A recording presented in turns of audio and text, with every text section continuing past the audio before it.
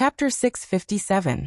Su Yun had a mocking smile on his face as he asked Lu Gang, who was panicking at the other end of the hoe. Lu Gang was so stupid that he even forgot to let go of the hoe. As Su Yun lifted him higher off the ground, his grip on the hoe tightened. It was as if the hoe could give him a sense of security. Do you know what crime you would have committed if you had really smashed it down? Su Yun sneered. Article 234 of the Criminal Law. Intentionally harming another person's body will be sentenced to not more than 3 years of imprisonment, criminal detention, or public surveillance. Causing a serious injury will be sentenced to not less than 3 years, and not more than 10 years of imprisonment. Causing death or serious injury by cruel means will be sentenced to not less than 10 years of imprisonment, or life imprisonment, or even death. How could a group of villagers understand the law? They only knew that in the village, whoever's fist was harder would have the final say. The branch secretary's family had 4 sons. They were all strong and could fight. His fist was hard, so he was able to become the branch secretary. Originally, it was impossible for a group of villagers who liked to rely on their fists to solve problems to understand the meaning of the law.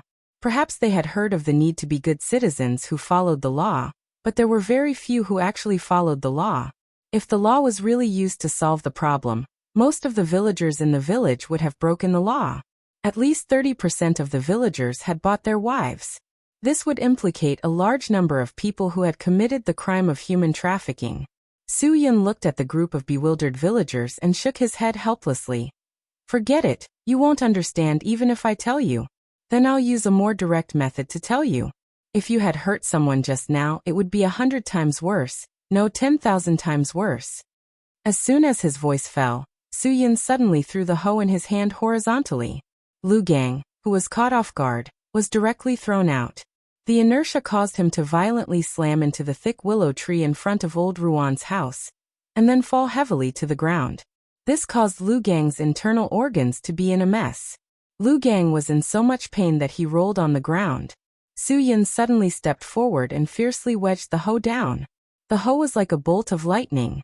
It brushed past the side of Lu Gang's head, creating a deep hole in the ground. The hoe was firmly nailed to the ground. Lu Gang, who was rolling on the ground in pain, was stunned. He didn't dare to move. If the hoe had been wedged on his head would have exploded. Old Lu was so scared that he almost had a heart attack. Of his 2 sons, the younger one had run out of the house and hadn't returned for several years. Although the older one had some problems with his brain and was a little rash, at least he could carry on the Lu family's ancestral line. If something were to happen to the younger one, then he wouldn't be able to live anymore. How could he face the ancestors of the Lu family? I'm really not someone who likes to use force to solve problems. However, if you force me, I won't hesitate. Su Yun. If you think you can take a beating, or if you think I won't kill you, then roll up your sleeves and fight me. Anyway, we all know that the police don't usually come. Today is New Year's Eve, so no one will care. I'll give you 2 choices. Either you hurry up and get lost and go home to have a reunion dinner with your wives and children, or you kneel here and I'll send you to the hospital. Su Yun's aura was too strong. The group of villagers who were prepared to stand up for the Lu family were a little scared. What? A car that costs more than 2 million to send you to the hospital, and you still think it's embarrassing? It's better than taking an ambulance. Su Yun pointed at his black Qian. If you have to do it, then do it. Don't waste time. Hurry up and do it quickly. Don't be like a sissy and waste time. A car that costs more than 2 million. Whether it was the group of villagers carrying weapons or the group of onlookers, they all sucked in a breath of cold air. Even if they added up the money of the hundreds of families in the village, they still wouldn't be able to afford this iron bastard. Old Lu, who had previously threatened to smash the villager's car, was also scared. Not to mention a car that cost 2 million. Even if it was placed in front of him, he wouldn't dare to smash it. If it was damaged, even if he sold his wife and life, he wouldn't be able to afford it, let alone sell his pot and iron. The group of people who had been so aggressive just now felt their legs go soft. The city dweller in front of them was obviously rich, capable, and super awesome at fighting. This was a character that could only be found in gay idol dramas. Sorry, This group of villagers probably didn't know what gay idol dramas were. F***ck, let's see if you can kill me or what. Lu Gang was indeed the dumbest of the dumbest. There wasn't even a single person who dared to speak up for his Lu family. Yet he still recklessly crawled up and patted the dirt off his butt. With a loud cry, he pulled out the hoe that Su Yin had wedged into the ground. Let me tell you, this matter between us isn't over yet. Either you die or I. Ah. Before Lu Gang could finish his words, he screamed. Su Yin didn't have the time to listen to his idioms. Without waiting for Lu Gang to finish his words, he slapped Lu Gang's face, causing him to complete a 720-degree spin in the air. If this move was used in a floor exercise competition, it would definitely earn him a high score. Unfortunately, Lu Gang didn't live up to expectations. When he landed, he fell flat on his face and lost 3 of his front teeth. He wasn't born to practice floor exercise. You will definitely die, Su Yin said disdainfully.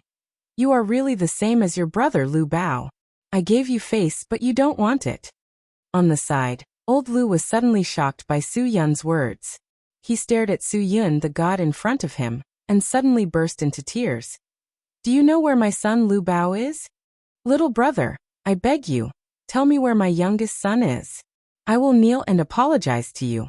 I will kneel and apologize to old Ruan and Qing Shuang. I swear that I will never cause trouble for old Ruan again.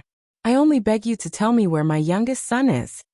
Lu Gang's face was swollen, but he didn't change. He even ran forward and said angrily, Father, what are you begging him for? I will kill him today. What do you mean by not causing trouble for old Ruan? Let me tell you, if you don't let old Ruan marry his daughter to me, I will fight you to the death today. Lu Gang's reckless behavior was booed by the villagers. A son like this would give anyone a headache. If even his father treated him like this, who would dare to marry their daughter to him? He really didn't know what was good for him. Tie up your big idiot and send him back, then I will tell you, Su Yun said.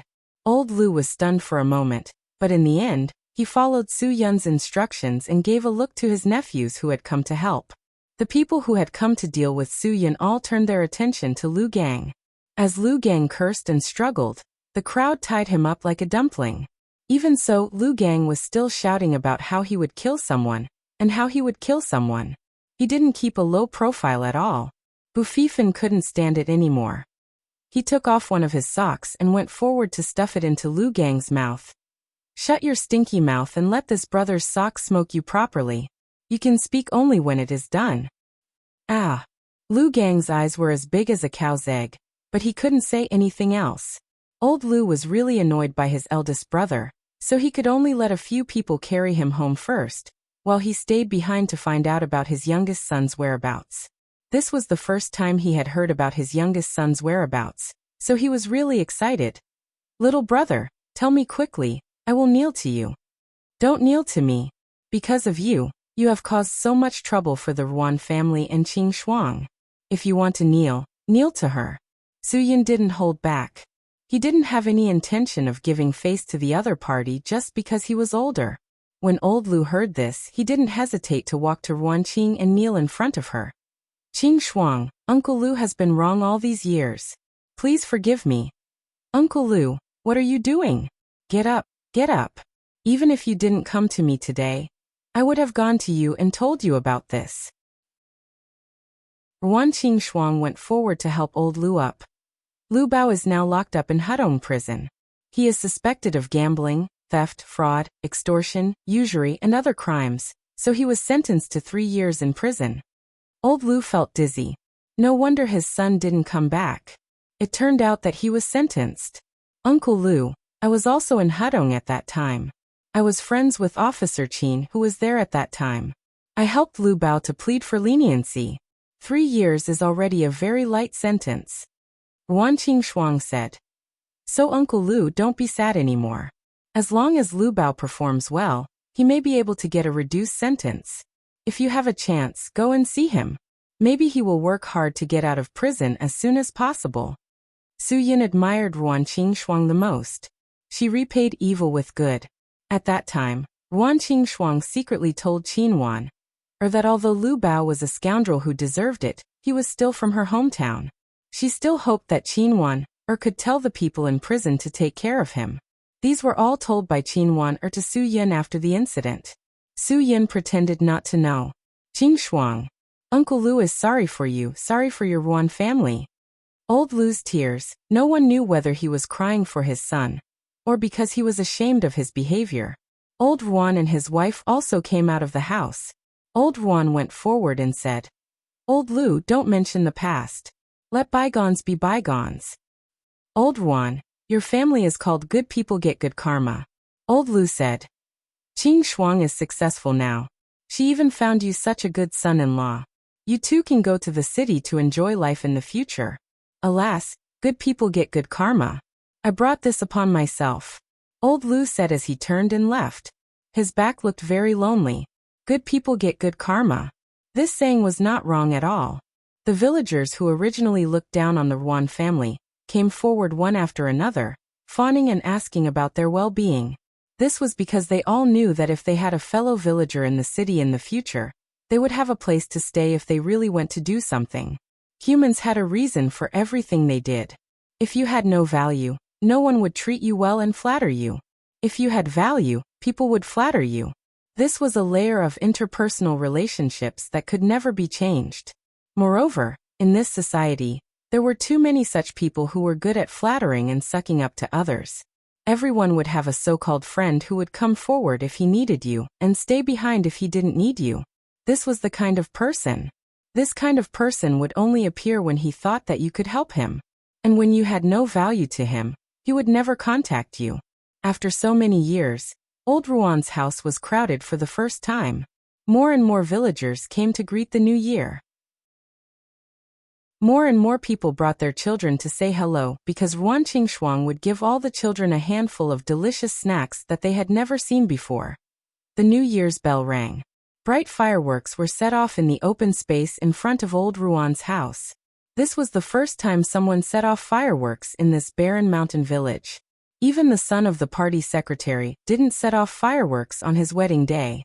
It lit up the night sky of the entire mountain village. All the villagers squatted in front of their houses, looking up and smiling as they watched the big scene that they had only seen on TV before. Chapter 658. For Ruan Qingshuang, for Guogua, for Su Yun, and for everyone else, this night had an extraordinary meaning. It was believed that even after 10 years, when Guogua had grown into a slender and elegant young lady, she would still feel emotional and sentimental because of what she experienced today. Because the Ruan Qingshuang really didn't have a decent bed to provide a place for guests to stay. Even though she really wanted Su Yun and the others to stay here for a few days, she really couldn't afford to. Before leaving, Ruan Qingshuang really hoped that she could bring her parents to the city, and Su Yun also agreed with her idea. After all, with their current financial strength, even in Xinjiang, buying a house wasn't a big deal. However, the Ruan couple calmly refused. It wasn't because they felt sorry for their daughter, so they didn't want to enjoy life with their daughter, but because they wanted to stay at home and wait for their son to return. No one knew whether Ruan Qingshuang's brother was in trouble, or whether he could come back, but as parents, they absolutely couldn't give up hope for their son. They stayed here so that their son could have hot noodles to eat when he came back. Because the Ruan couple didn't want to leave, they didn't have the right to force them. Fortunately, the New Year goods they brought were enough for the two of them to have a good New Year. Before leaving, everyone took out the money in their pockets. There was roughly 30 to 40,000 yuan. There was no ATM in the village. If there was, Su Yun would definitely dare to empty it. Although 30 to 40,000 yuan was nothing in their eyes, it was just a drop in the ocean. In Xinjiang, it was just a square meter of the house price, which was also a glass of red wine for the rich. However, in the eyes of the Ruan couple, this wealth was too huge. In the past, 30 yuan was a month's living expenses for the two of them. Throughout the year, including all the festivals and barbecues, the two of them spent about 400 yuan. 4,000 yuan was 10 years' worth. 30 to 40,000 yuan was a lifetime's living expenses for them. Moreover, they were now more than 50 years old, and there were only 20 to 30 years left. They really couldn't spend so much. However, even so, the Ruan couple didn't refuse the money. Perhaps, in their hearts, they still kept the idea of waiting for their son to come back and marry him. In the heart of the Ruan couple from the mountain village, 10,000 yuan was a huge sum of money to marry a wife. They didn't know that 10,000 yuan couldn't even buy a zircon proposal ring that was called diamond. When a girl in the city was being proposed to by an excellent boy in the environment of Western food, red wine, and piano playing, she really should think about those in the countryside who didn't know what love was, but they could have children with a strange man because of their parents' orders and a mere 10,000 yuan betrothal gift. Thinking of this, most of the girls should be satisfied. A female colleague was boyfriend's husband. She had had a boyfriend. She was 100 and she was a female civil servant. She got rid of those so-called bourgeois. Is boyus. Her before she is. Although her husband wasn't a big boss, and he wasn't even middle class, at least he had some success in his career. But after she got married, she began to be unsatisfied. She started to compare who drove a Porsche and who drove a Ferrari. In the end, they got into a big fight and got divorced. However, under the new marriage law, she didn't get any of her husband's property before marriage. She just used 5 years to turn herself into a haggard woman. When she looked for a partner again, because it was her second marriage, she could only make do with a man who drove a BYD egg. In fact, this was a good choice. Many people who drove a BYD egg wouldn't consider a second marriage when choosing a partner. Contentment brings joy. This saying was not wrong at all. Everyone left the mountain village at 1 o'clock in the morning. At that time, the mountain village was quiet on New Year's Eve. When they returned to Shenzhen at 3:30 in the morning, there were still bright fireworks in the night sky of Shenzhen from time to time. The streets were decorated with lanterns and streamers. Everywhere was showing the happiness and joy of the new year. Although there was no astrological forecast, everyone saw a meteor in the night sky from the rooftop of the Xingkai Hotel. Make a wish quickly. Su Yin smiled slightly. He was very clear that everyone present would have their own little wish in their hearts. Guogua's wish was unexpected. She didn't wish for her breasts to be bigger when she grew up. Nor did she wish for her to have a deeper career line when she grew up. She actually said, I hope that during the 2 sessions, the members of the CPPCC and the People's Congress can really realize that the Huaxia hasn't changed, and the gap between the rich and the poor is getting bigger. They can change the lives of the people at the bottom, even if it's just to change their children. Children were the flowers of the country, the pillars of the future, and the sustainability of social development. All children should be fair. Some children shouldn't be born to soak in the honey pot while others roll in the mud. Guogua's wish touched everyone present. Chou Yun hugged Guogua silently. She felt that she was much more selfish than Guogua, because her wish was that Guogua could be happy, carefree, and happy for the rest of her life. She didn't think that any other children should have the same happy childhood as Guogua. As the fireworks gradually faded, the bed was the final resting place. Because they didn't have to wake up early on the first day of the new year like the tradition of living in their hometown, they slept very comfortably. Even Su Yun, who was the first to wake up, realized that it was already 12 o'clock in the afternoon. Xingkai Hotel didn't have a holiday because of the new year, because the hotel specially launched the medicinal cuisine New Year's Eve dinner. After Su Yun woke up and washed up, the first thing he wanted to do was to ask about the medicinal cuisine New Year's Eve dinner. At that time, there weren't many people who ordered the New Year's Eve dinner, so Su Yun didn't think it was very ideal. After all, it wasn't easy for people to accept something that was suddenly new. In many people's eyes, medicinal cuisine should be a small dish for a single person, and it was difficult to make it to the big picture.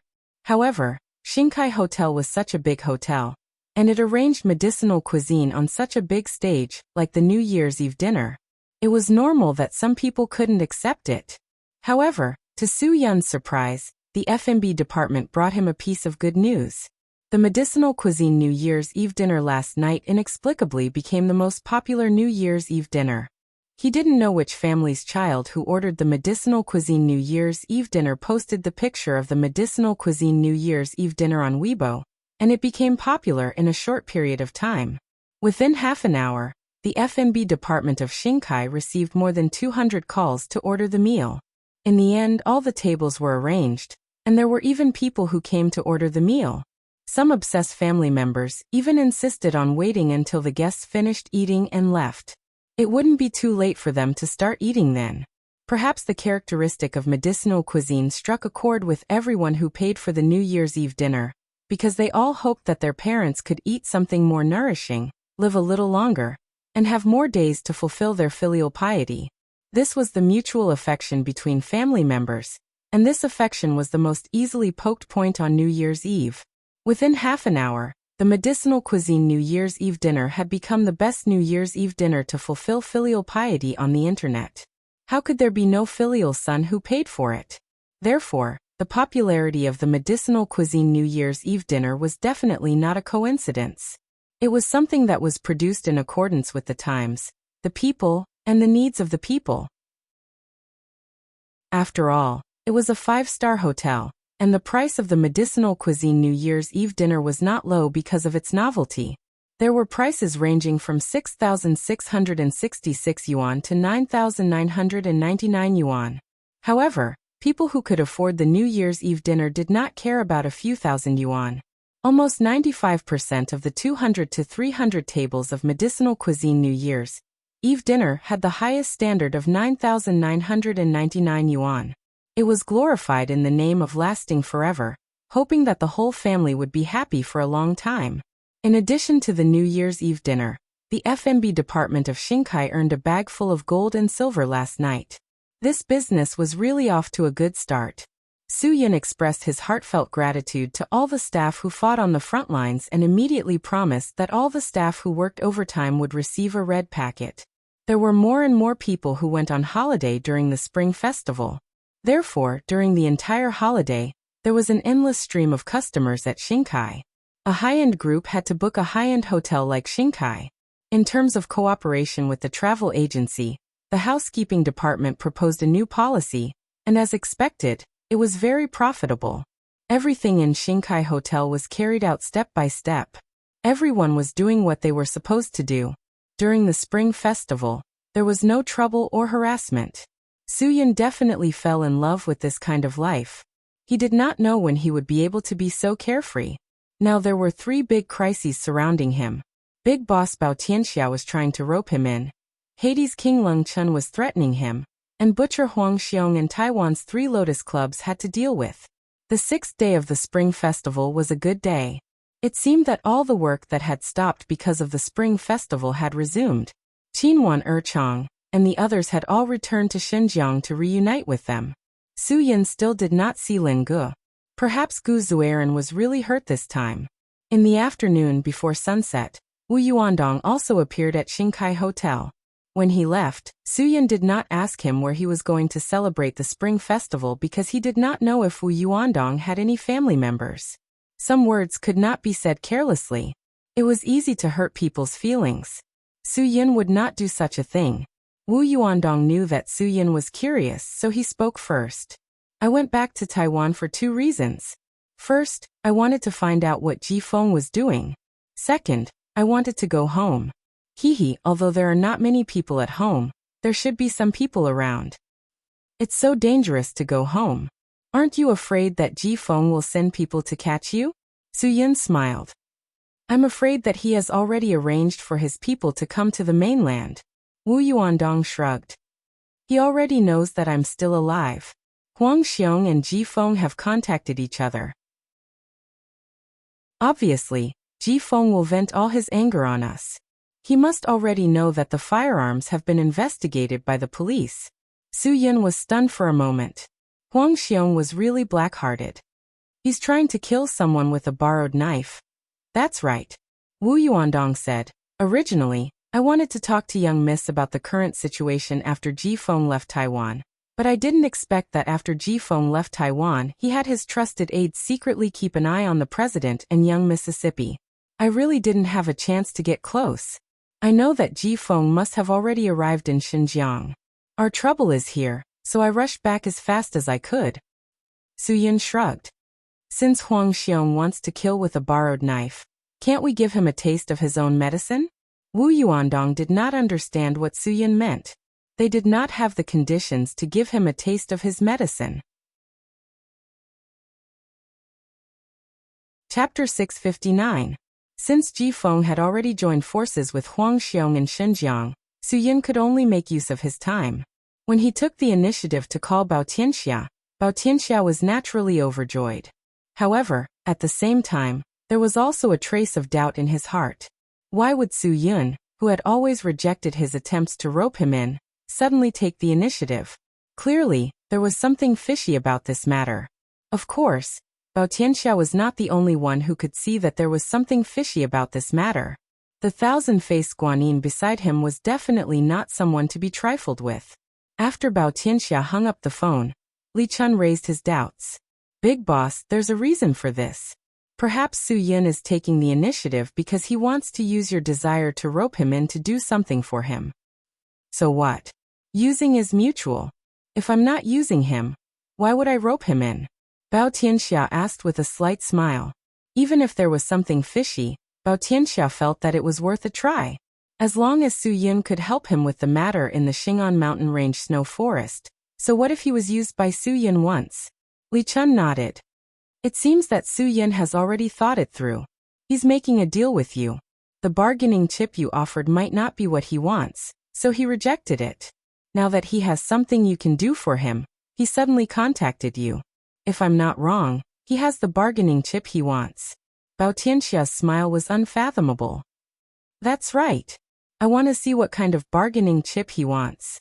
I'm even willing to give up half of my empire. What else can I do for him? Go prepare the car. I want to meet Su Yin. Yes. Li Chun immediately went to make the arrangements. Su Yin and Wu Yuandong arrived at the clubhouse that they had arranged to meet Bao Tianxia in advance. Even the rich couldn't casually enter this clubhouse. Other than the high entrance fee and the astonishing annual membership fee, this place also required face and status.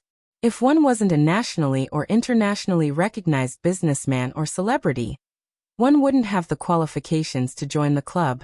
And those who were truly qualified to join the club didn't have the time to spend in this club every day. Therefore, this place could be said to be quite deserted. Other than the annual large-scale exchange of successful people, where these successful people had the opportunity to interact, it was really quiet at other times.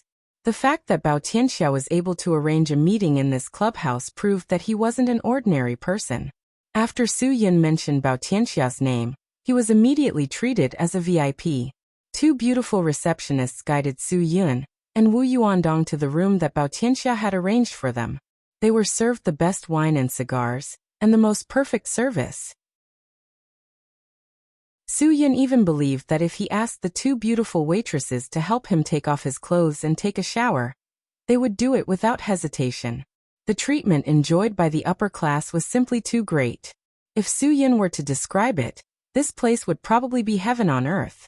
Unfortunately, Su Yin came here to negotiate with Bao Tianxia, not to enjoy life. He couldn't let himself fall into this pool of wine and forest of meat. After the two beautiful waitresses left, Su Yin and Wu Yuandong breathed a sigh of relief. Everyone could resist temptation for a while, but it was absolutely impossible for them to resist it for a night. Brother Dong, what do you think of the layout of this room? Su Yin asked.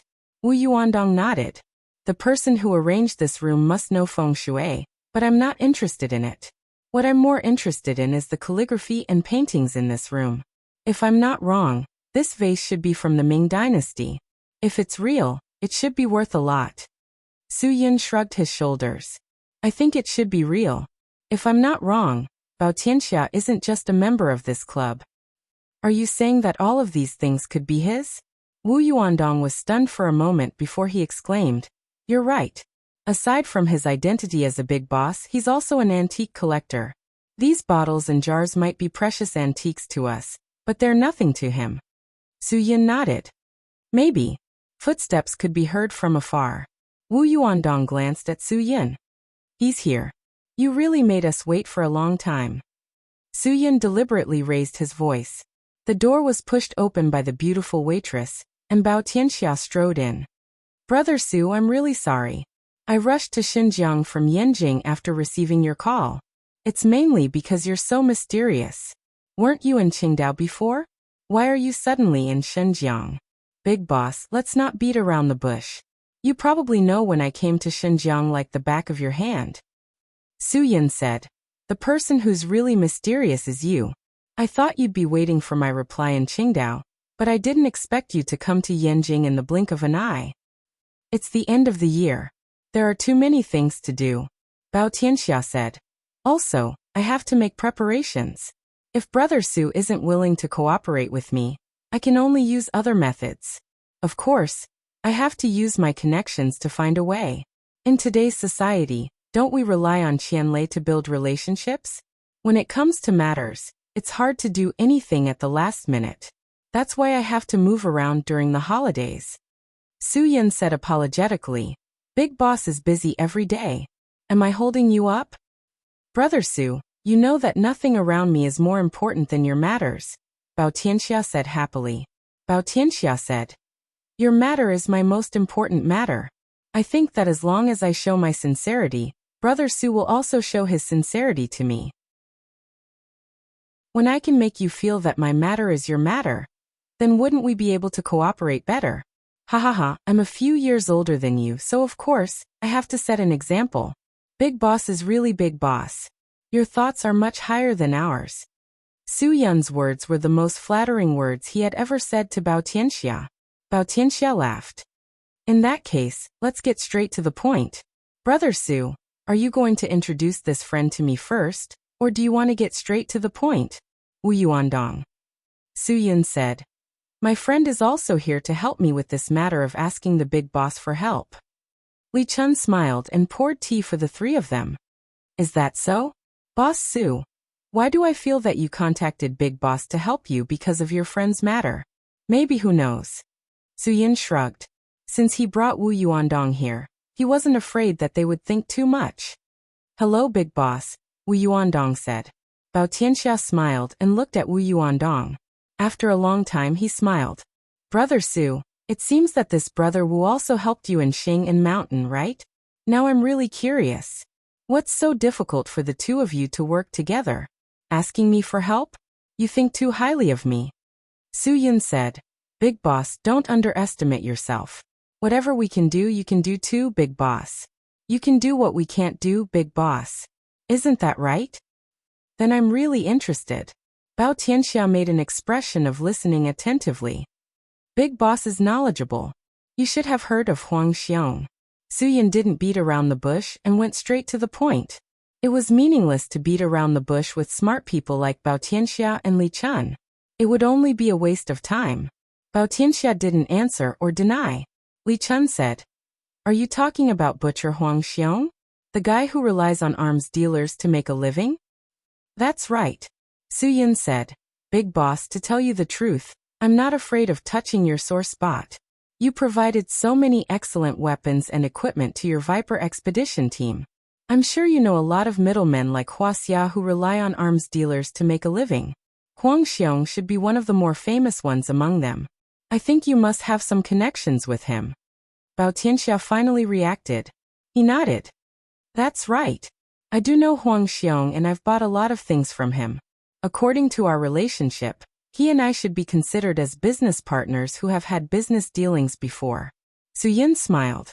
It sounds like you have a good relationship with him. Looks like I've found the wrong person.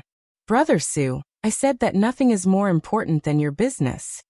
Bao Tianxia said. So no one is more important than you. If you have anything to say, just say it.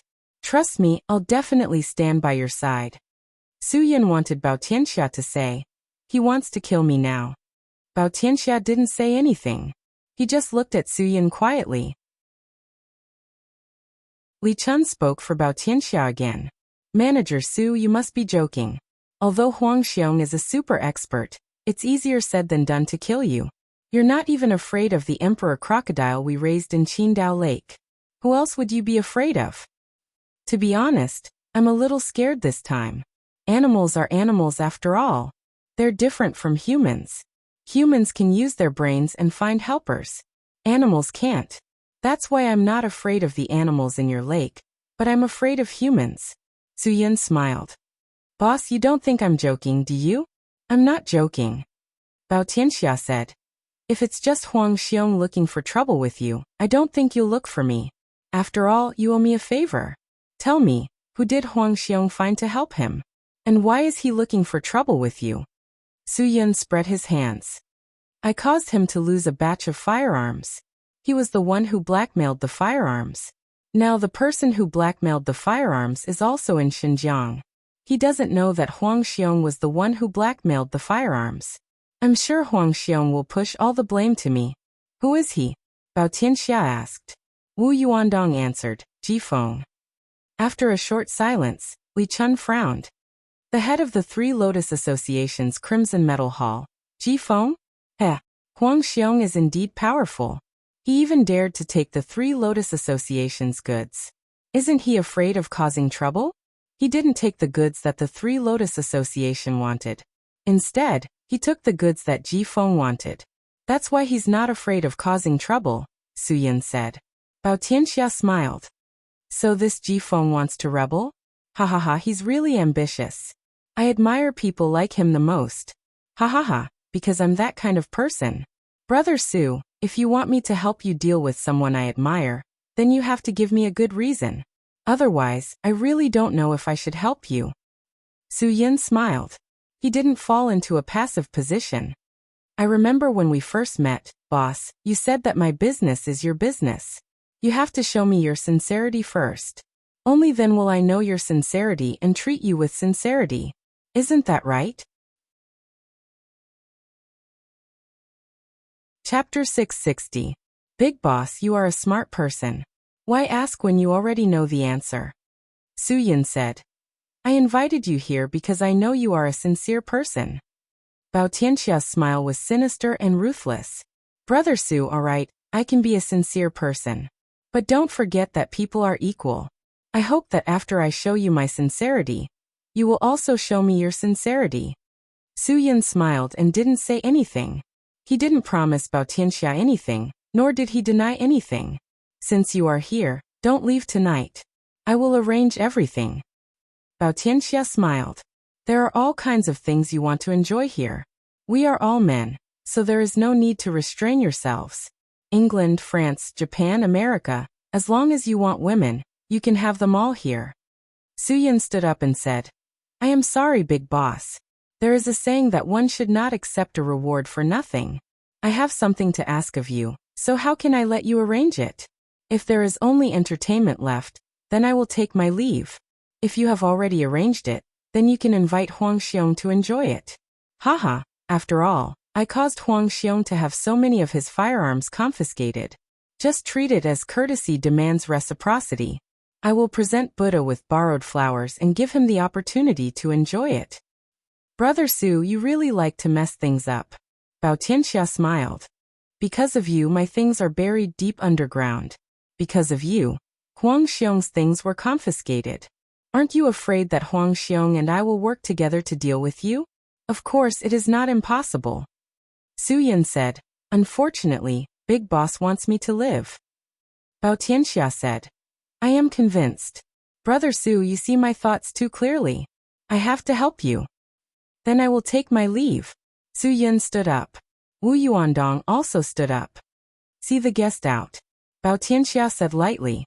Li Chun immediately opened the door and made a gesture of invitation. After leaving the club, Wu Yuandong worriedly said to Su Yun, If Bao Tianxia helps us, then what will you do? Will you help him too? Of course not. Su Yun shook his head. If that's the case, won't Bao Tianxia's trouble be even bigger? Wu Yuandong said, I don't want you to bring more trouble to yourself because of me.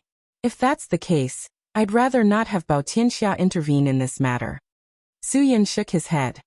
Brother Dong, don't you understand? Even if I don't need Bao Tianxia to do anything for me, he won't give up on roping me in. Even if he helped me, I still didn't help him. He couldn't do anything about it.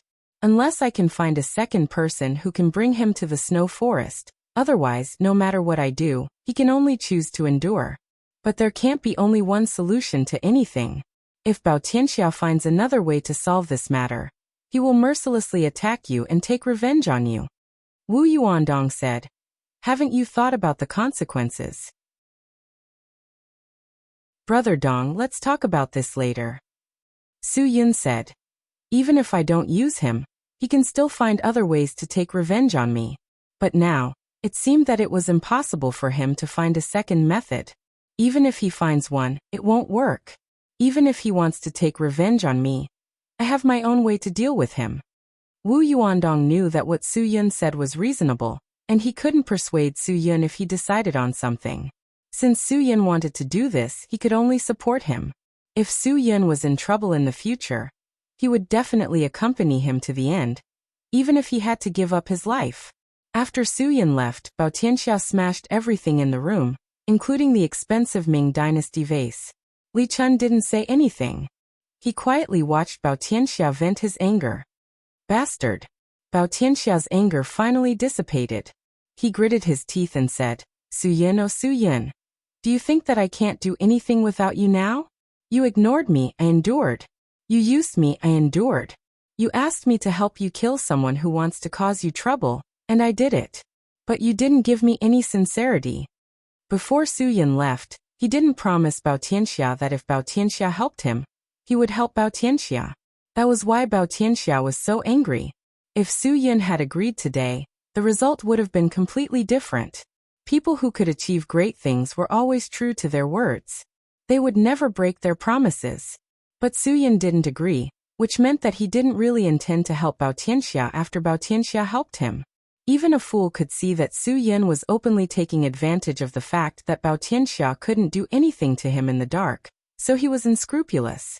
For so many years, no one had ever dared to negotiate with Bao Tianxia. For so many years, no one had ever dared to use Bao Tianxia in such an open manner. But today such a person appeared. Bao Tianxia's anger even swallowed his reason. For a moment, he even wanted to end Su Yun's life. But in the end he didn't do that.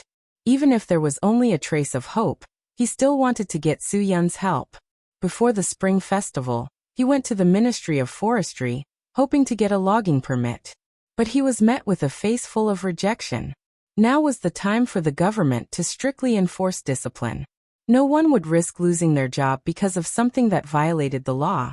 Furthermore, it wasn't just about losing one's job. It was a national-level protected forest. If anyone dared to approve the logging, they wouldn't just lose their job. They might even lose their head. Bao Tianxia couldn't go against the law. If he offended the government, he would only be severely punished. It wasn't that he hadn't heard of the country's mysterious special forces. They were all well-equipped and well-trained experts. If he recklessly went against the government, he might suffer a heavy blow from them. Bao Tianxia was smart, but he wasn't a fool. He knew that he couldn't go against the government. No matter how powerful he was, how awesome he was, how insufferably arrogant he was, in front of the country, he was just a fart. Contact Huang Xiong. Tell him that I want the goods and want to meet him.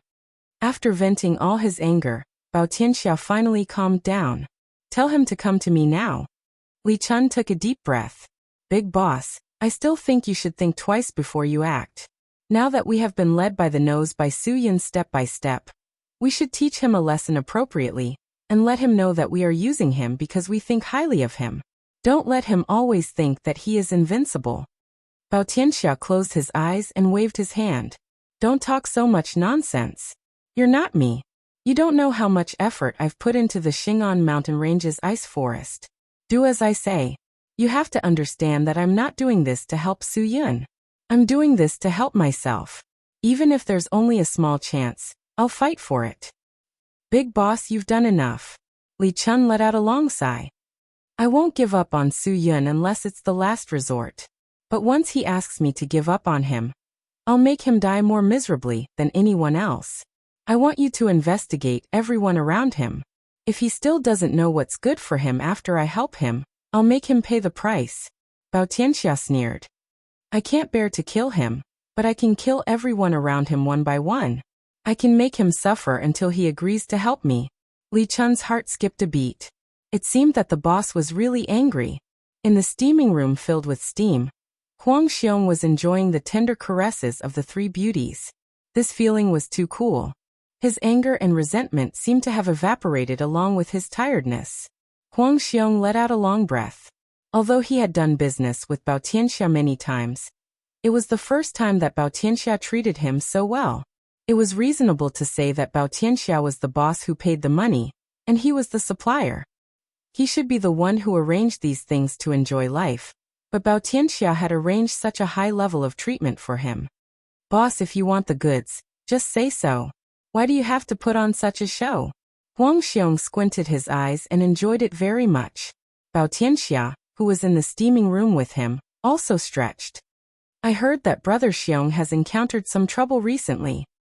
So I specially arranged this to relieve your worries. Huang Xiong, who had been enjoying himself, suddenly widened his eyes and looked at Bao Tianxia vigilantly. Boss, why do I suddenly feel like this is a hangmen banquet? Brother Xiong, you're thinking too much. A hangmen banquet is a meal. I'm just treating you to a sauna. And enjoy what a man should enjoy. Bao Tianxia said leisurely. What hangmen banquet? Huang Xiong was not in the mood to enjoy himself. Boss, who told you that I'm in trouble? Huang Xiong, who had his firearms confiscated by the Xinjiang police a few days ago, didn't mention it to anyone. In order to avoid the news, he even went to another city to spend the Spring Festival. After the Spring Festival, he started to contact Ji Feng in Taiwan, and pushed all the blame of the missing firearms to Su Yin, Wu Yuandong, and the police. It could be said that only Ji Feng knew about this matter. Xinjiang is so small. If I don't know about something like this, how can I survive? Bao Tianxia said with a bright smile. Brother, although I call you Brother Xiong, you're much younger than me. Listen to my advice. As a person, you should enjoy when you should. Don't think about so many messy things. Huang Xiong became more vigilant. Boss, why do I feel that you didn't come to me to talk about business? I know that you're in trouble, so of course I wouldn't come to you to talk about business. Now that the police are watching you so closely, wouldn't I be walking into a trap? Bao Tianxia said with a smile. Don't you think so? Huang Xiong swallowed a mouthful of saliva. He had steamed for too long, and his throat was a little dry. Bao Tianxia pointed at his left shoulder and motioned for Li Chun, who was serving him behind him, to massage his left shoulder. He continued calmly, Brother Xiong, we've worked together so many times. No matter what, we can be considered friends. I invited a friend to enjoy life when he's in trouble. Is it that hard to understand? Hearing Bao Tianxia's words, Huang Xiong's heart relaxed a little. Boss, I didn't expect you to be such a good friend. I, Huang Xiong, didn't misjudge you. In the future, if you need anything, just say the word. If you want any new weapons, just say the word. I'll definitely run errands for you, and I won't take a single cent of commission. TSK. Brother Xiong, you're too polite. Bao Tianxia smiled brightly. How's the temperature in this room? Is it okay? Do you want it to be hotter? Huang Xiong nodded. Of course, the hotter it was, the more comfortable it would be. The hotter it was, the more tiring it would be. However, Huang Xiong didn't expect that after he nodded, the three women behind him would suddenly take control of him. Before he could react, they directly pressed him on the hot stone. The sizzling sound was extremely ear-piercing. Huang Xiong, whose skin and flesh were roasted, howled in pain.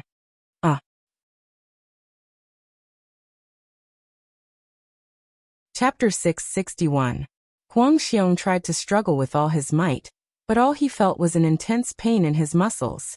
The feeling of helplessness was so hopeless, and the smooth stone surface that almost burned half of his face was still tightly pressed against his cheek. I'll do anything you want me to do. I'll agree to any request you have. Bao Tianxia waved his hand, seemingly very satisfied with Huang Xiong's cooperative attitude. Under his signal, the three women who subdued Huang Xiong lifted his face from the hot stone surface. Huang Xiong took in deep breaths. For a moment, he felt like he had died once. However, there was one thing he didn't understand. Although the three women were definitely not ordinary people, their strength was not enough to control him. I put something special in the liquor you drank just now. Bao Tianxia smiled brightly. In the past, when I was fighting personally, I would always carry something with me. Not only can it seal the movement of zombie dumplings, but it can also seal the state of mind and movement of humans. Huang Xiong's face showed unprecedented fear. Bao Tianxia had drugged the liquor for him. No wonder he felt something was wrong when he drank the liquor. In the past, a 40-proof whiskey was nothing to him, but this time, after drinking half a bottle, he felt tipsy. Bao Tianxiao explained calmly, "Don't worry, this glass of liquor won't do anything to you. It will only make you like an ordinary person for 5 hours. Your veins will be blocked, your internal strength will be lost, and you won't be able to do what you want to do." "Big boss, why are you doing this to me? We don't have any grudges, and our cooperation in the past was very pleasant. You want money?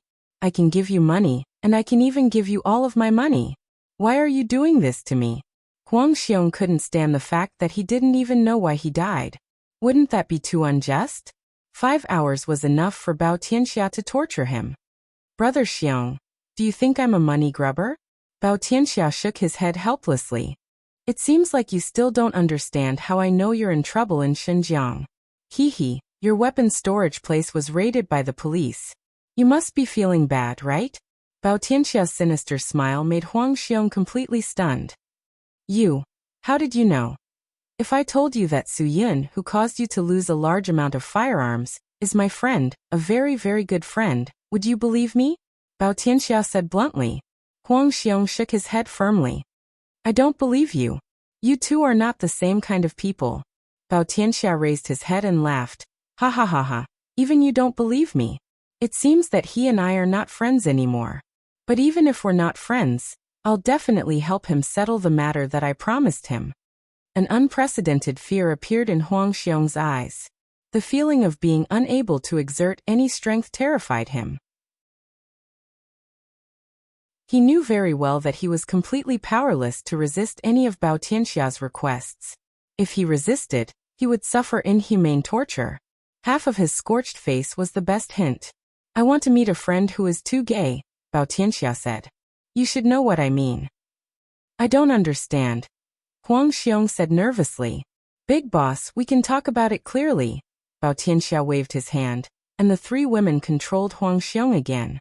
Bao Tianxia's eyes were filled with disdain. "If I say you understand, you definitely understand. If you can't figure it out, I can help you." "I understand. I understand." Huang Xiong, who had just been controlled by the three women, shouted, "I know what I should do. Big boss, give me a chance." Bao Tianxia raised his hand and signaled the three women to stop. He stepped forward and patted Huang Xiong's uninjured face. "You only have one chance, and you've already used it. If you still want to play tricks with me, don't blame me for not giving you any face." Huang Xiong nodded desperately. "Big boss, tell me what you want me to do. I, Huang Xiong, am your man in the future. I'll listen to everything you say." In order to survive, the best bargaining chip Huang Xiong could think of was himself. Otherwise, even if he helped Bao Tianxia would still kill him. Huang Xiong couldn't understand how Su Yun and Wu Yuandong could invite such a despicable and ruthless person to help them. This bargaining chip really moved Bao Tianxia. It seems like Big Brother Xiong is very sincere. Ah, good. I'll look forward to Big Brother Xiong's sincerity. Invite all your gay friends here, and put all the expenses on my account. You can enjoy yourselves to your heart's content. All you have to do is let your gay friends have a taste of the wine I gave you." Huang Xiong swallowed his saliva. He knew that Bao Tianxia would ask him to do this. Ji Feng was the hall master of the Three Lotus Association's Crimson Gold Hall. He was naturally not weak. This time, he came to the mainland to deal with the potential threat of Wu Yuandong, and to take revenge for his trusted subordinate, Qin Yitian. The people he brought were definitely not weak.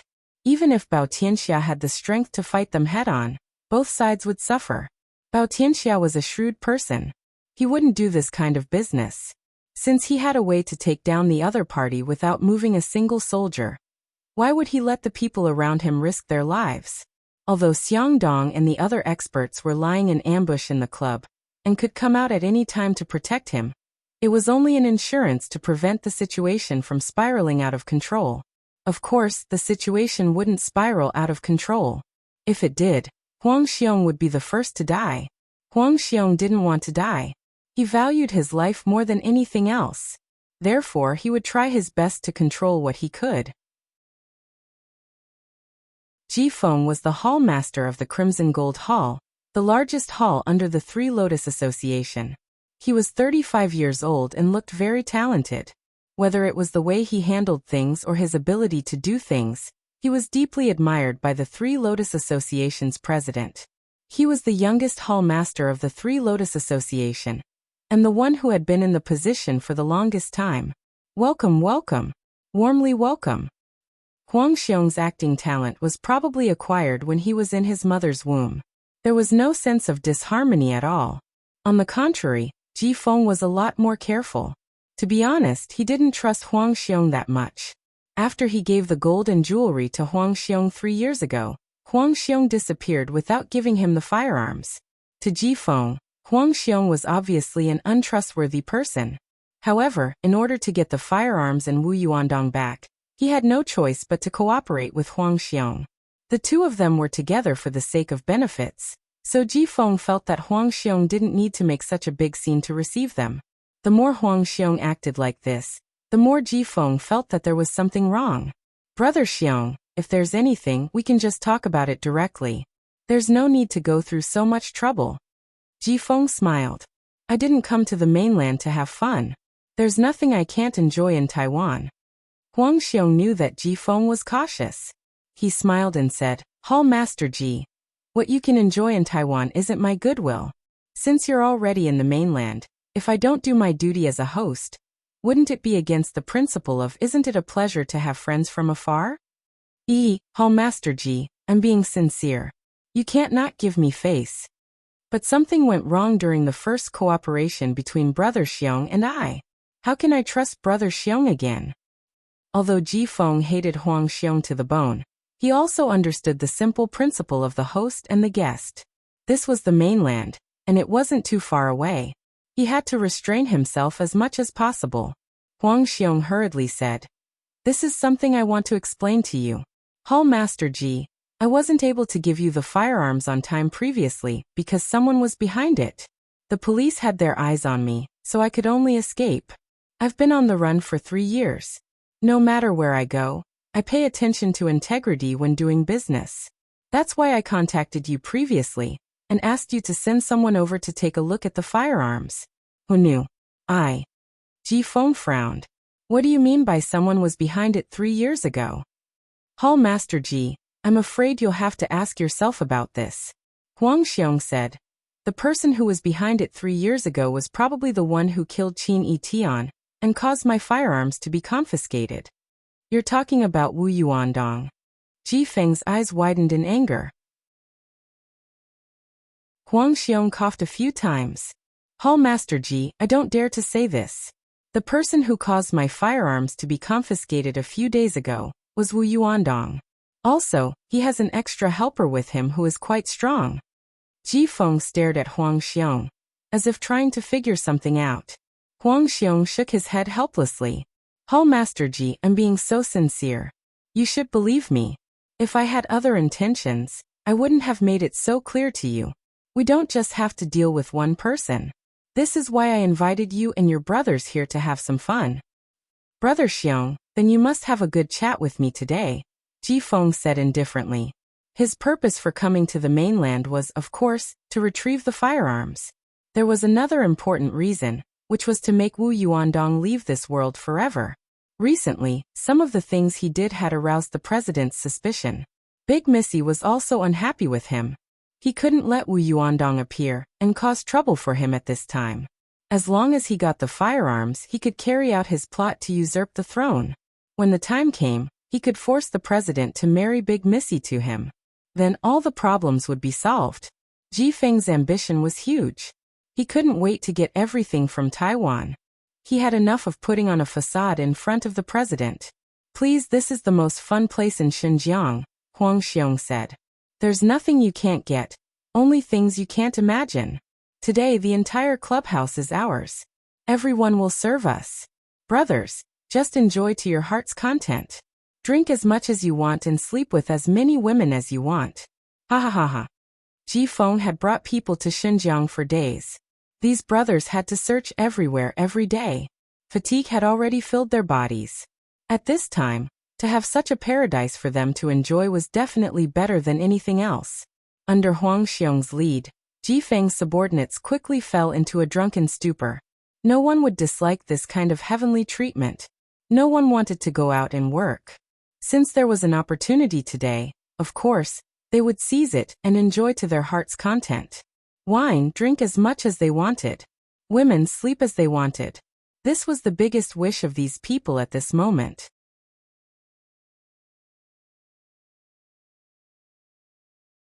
Chapter 662. The madness lasted for more than an hour, until Bao Tianxia's appearance interrupted the drunken stupor of these people. Clap, clap, clap. Bao Tianxia clapped his hands and smiled. It's said that people from Taiwan know how to enjoy themselves and have more fun than people from our mainland. Ha ha ha, you guys should have had enough fun. It's my turn to enjoy myself. Bao Tianxia's appearance caused the atmosphere to become tense. Xiang Dong and Li Chun stood behind Bao Tianxia and looked at everyone coldly. Ji Feng immediately became alert. Brother Xiang, didn't you say that we were the only ones here? Who is this person? Why did he appear in front of us? If you can't give me a convincing answer, don't blame me for turning against you. Huang Xiong didn't expect Bao Tianxia to appear so suddenly. He stood up and introduced, This humble one is Bao Tianxia. Before Huang Xiong could finish, Bao Tianxia interrupted him and introduced himself. I'm the one who provided you guys with this place. Ha ha ha, my strength is limited. This is the highest enjoyment I can give my fellow Taiwan people. I have some shares here. What do you guys think? Not bad, right?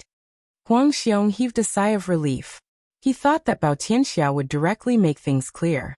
Although Ji Feng and all his subordinates had drunk the wine here, and should have become ordinary people like him, Huang Xiong still felt threatened by Bao Tianxia's presence as an ordinary person. So it's the boss. Ji Feng heaved a sigh of relief. Boss Bao's place is indeed great. It's hard to find such a luxurious place even in Taiwan. The mainland is developing too fast, especially Xinjiang. It's worthy of being called a first-tier international city. Bao Tianxia laughed. You're too kind. Hall Master Ji is too good with words. The mainland can't compare to the development of Taiwan. Oh right, how's the president? When will it be your turn? Ji Feng's expression changed. He slammed the table and stood up. How do you know my identity? After saying that, he glared fiercely at Huang Xiong. Huang Xiong didn't know what to do under Ji Feng's piercingly cold glare. He could only comfort himself that Ji Feng had also drunk the wine with the ingredients. Even if he wanted to do anything to him, he wouldn't have the ability to do so. If I didn't know who you were, I wouldn't have asked Brother Xiong to invite you here. Bao Tianxia smiled with satisfaction. Hall Master Ji, not only do I know your identity, I also know why you came to the continent. I even know what you want to do after returning to Taiwan. What do you think? Am I awesome? How did you know? Ji Feng's fists clenched tighter and tighter. The hostility in his heart increased, and his murderous intent grew. The thing he was most afraid of was someone mentioning his intention to usurp power. Bao Tianxia sighed. If I told you that I've learned physiognomy, I'd be able to tell just by looking at you. Would you believe me? Of course, it was Brother Xiong who talked to me. Ha ha. Huang Xiong's expression changed when he was betrayed. How would he know what Bao Tianxia was trying to do? Ji Feng's anger focused on Huang Xiong. This wasn't the first time Huang Xiong had tricked him. 3 years ago, Huang Xiong didn't keep his word. Now he was trying to trick him again. Ji Feng ordered, kill him. The 6 people who came with Ji Feng pounced on Huang Xiong without hesitation. However, when they punched, they realized that something was wrong with their bodies. They couldn't use any strength at all. They were beating Huang Xiong with the strength of an ordinary person. This meant that Huang Xiong, who was now like an ordinary person, wouldn't be in any danger. Brother Feng, there's something in the wine. We can't use any strength at all. Someone suddenly shouted. At this time, Xiang Dong had already made his move. His figure flashed in front of the 6 people. Facing opponents who couldn't fight at all, Xiang Dong easily broke their necks in less than 8 seconds. Ji Feng was finally angry. His figure flashed, and he suddenly attacked Bao Tianxia. He understood the principle of capturing the ringleader first. However, the moment Ji Feng attacked Bao Tianxia, Li Chun had already appeared in front of Bao Tianxia and blocked Ji Feng's fatal attack for Bao Tianxia. Huang Xiong was shocked. He had clearly seen Ji Feng drinking. Unfortunately, he didn't see Ji Feng using a tissue to wipe his mouth every time he drank. Ji Feng felt that something was wrong from the beginning, so he spat out all the wine. Even though Ji Feng knew that Huang Xiong had drunk the same wine as him, he still felt that it was better to be careful. As Ji Feng expected, there was something wrong with the wine. Although it wouldn't kill, it could seal a person's state of mind, inner force and true qi, turning an expert into an ordinary person. Ji Feng could only be thankful that he spat it out. Otherwise, the consequences would be unimaginable. After failing to ambush Bao Tianxia, Ji Feng immediately shifted his target to Huang Xiong. Because Huang Xiong had drunk the same wine, he was now an ordinary person. If Ji Feng wanted to take Huang Xiong's life, it would be as easy as flipping his hand. Facing this bastard, Ji Feng could no longer suppress the madness in his heart. He suddenly turned around and attacked Huang Xiong. No matter what, he had to take Huang Xiong's life first. It could be considered as revenge for his 6 brothers who had gone out with him. However, Ji Feng had forgotten that Xiang Dong was beside Huang Xiong. His fatal attack was blocked once again. Hall Master Ji, although you didn't drink the wine, there are some fine particles in the air that you can't guard against. Xiang Dong smiled. With your current strength, I'm afraid that you're not my match. Moreover, I still have the 1,000-faced Guanyin to help me. Give up. Huang Xiong's heart was about to jump out of his throat. Fortunately, Xiang Dong had saved him. Otherwise, Ji Feng would have definitely dug out his heart. Ji Feng had never thought that he would be in such a desperate situation today. He would definitely remember the name Huang Xiong. Sooner or later, he would personally deal with this bastard who had deceived him twice. The first time, he had caused him to lose a large sum of money. This time, he had almost caused him to lose his life. Since this is how you treat your guests, then forgive me for not keeping you company. Ji Feng suddenly took out something from his pocket and slammed it on the ground. Before anyone could react, a huge cloud of white smoke exploded in the room. The entire room was instantly shrouded in an environment where nothing could be seen clearly. The smoke not only caused Bao Tianxia to cough violently, but it also caused him to cry. When the smoke dissipated, they could no longer find Ji Feng's figure. Why would he have something that could save the lives of Japanese ninjas? Xiang Dong also coughed violently. Bao Tianxia sneered. It seems that this Ji Feng isn't as simple as we thought. He wants to become the president of the Three Lotus Society. It's probably not just his own idea. Big boss, do you mean that the Japanese are behind this? Li Chun asked. The president of the Three Lotus Society is very adamant about Turtle Island. He has his own fishing protection organization, which often affects the interests of the Japanese in many ways. Since Ji Feng has a smoke ball that allows Japanese ninjas to escape, he obviously has something to do with the Japanese. Bao Tianxia said indifferently. The Japanese often send ninjas to the waters around Turtle Island to threaten the safety of fishing boats. The president of the Three Lotus Society has sent experts to deal with those ninjas several times, but those ninjas are always able to escape under the protection of the smoke ball. Huang Xiong cursed. I didn't expect this bastard to be a traitor. Fortunately, I didn't give him the firearms. Otherwise, who knows what he would do? What right do you have to scold him? As if what you did was honorable. Li Chun glared at Huang Xiong. Big boss, I think Ji Feng can't stay on the mainland after such a huge setback. There's no use for Huang Xiong. Why don't we let Xiang Dong kill him quickly? Xiang Dong rubbed his palms together. Huang Xiong was dumbfounded. He didn't believe that a woman like Li Chun would be so vicious as to kill him immediately after he lost his value. No, he's still useful, Bao Tianxia said. Bao Tianxia said, arrange for someone to do this. Just keep him alive. Make him drink something he should drink every 5 hours to maintain his ordinary state. Otherwise, I'm afraid he'll be the first to take my life when he recovers. Li Chun nodded. Big boss, don't do this to me. I swear, I won't take revenge on you. I swear, I won't go against your orders in any way. Huang Xiong almost knelt down. I beg you, don't torture me. I'm willing to be used by you in the future. I'll do whatever you say. Bao Tianxia smiled. Brother Xiong, do you know that there's a type of person in this world that can't be trusted? That's a businessman without integrity. Even though you're in the arms business, which is a shady business, you still have to keep your word. Integrity is the capital of a businessman. I'm also a businessman. My business is even more shady than yours, but I'm honest. I'll never do something like this. You can even fool your business partner. What do you have to make me believe you? Bao Tianxia's words were like thunder that struck Huang Xiong.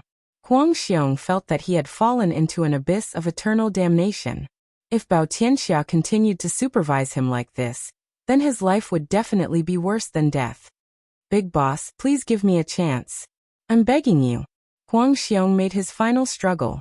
Bao Tianxia ignored him and turned to leave. He had done what Su Yun asked him to do as soon as possible. Of course, he had to inform him as soon as possible. Bao Tianxia wanted to show Su Yun his sincerity. He had done what Su Yun asked him to do in just a few hours. However, he had asked Su Yun to do something for him, but Su Yun hadn't agreed. Bao Tianxia knew that his favor was worthless in front of Su Yun. Even so, he still wanted to let Su Yun know that Bao Tianxia had done for him. Even if it wasn't out of gratitude, even if it was to return a favor, he had to let Su Yun know that he had to do something for him. Bao Tianxia looked at the dark sky and dialed Su Yun's number without hesitation. He wanted to tell Su Yun the good news. At the same time, he also wanted to hear the good news from Su Yun.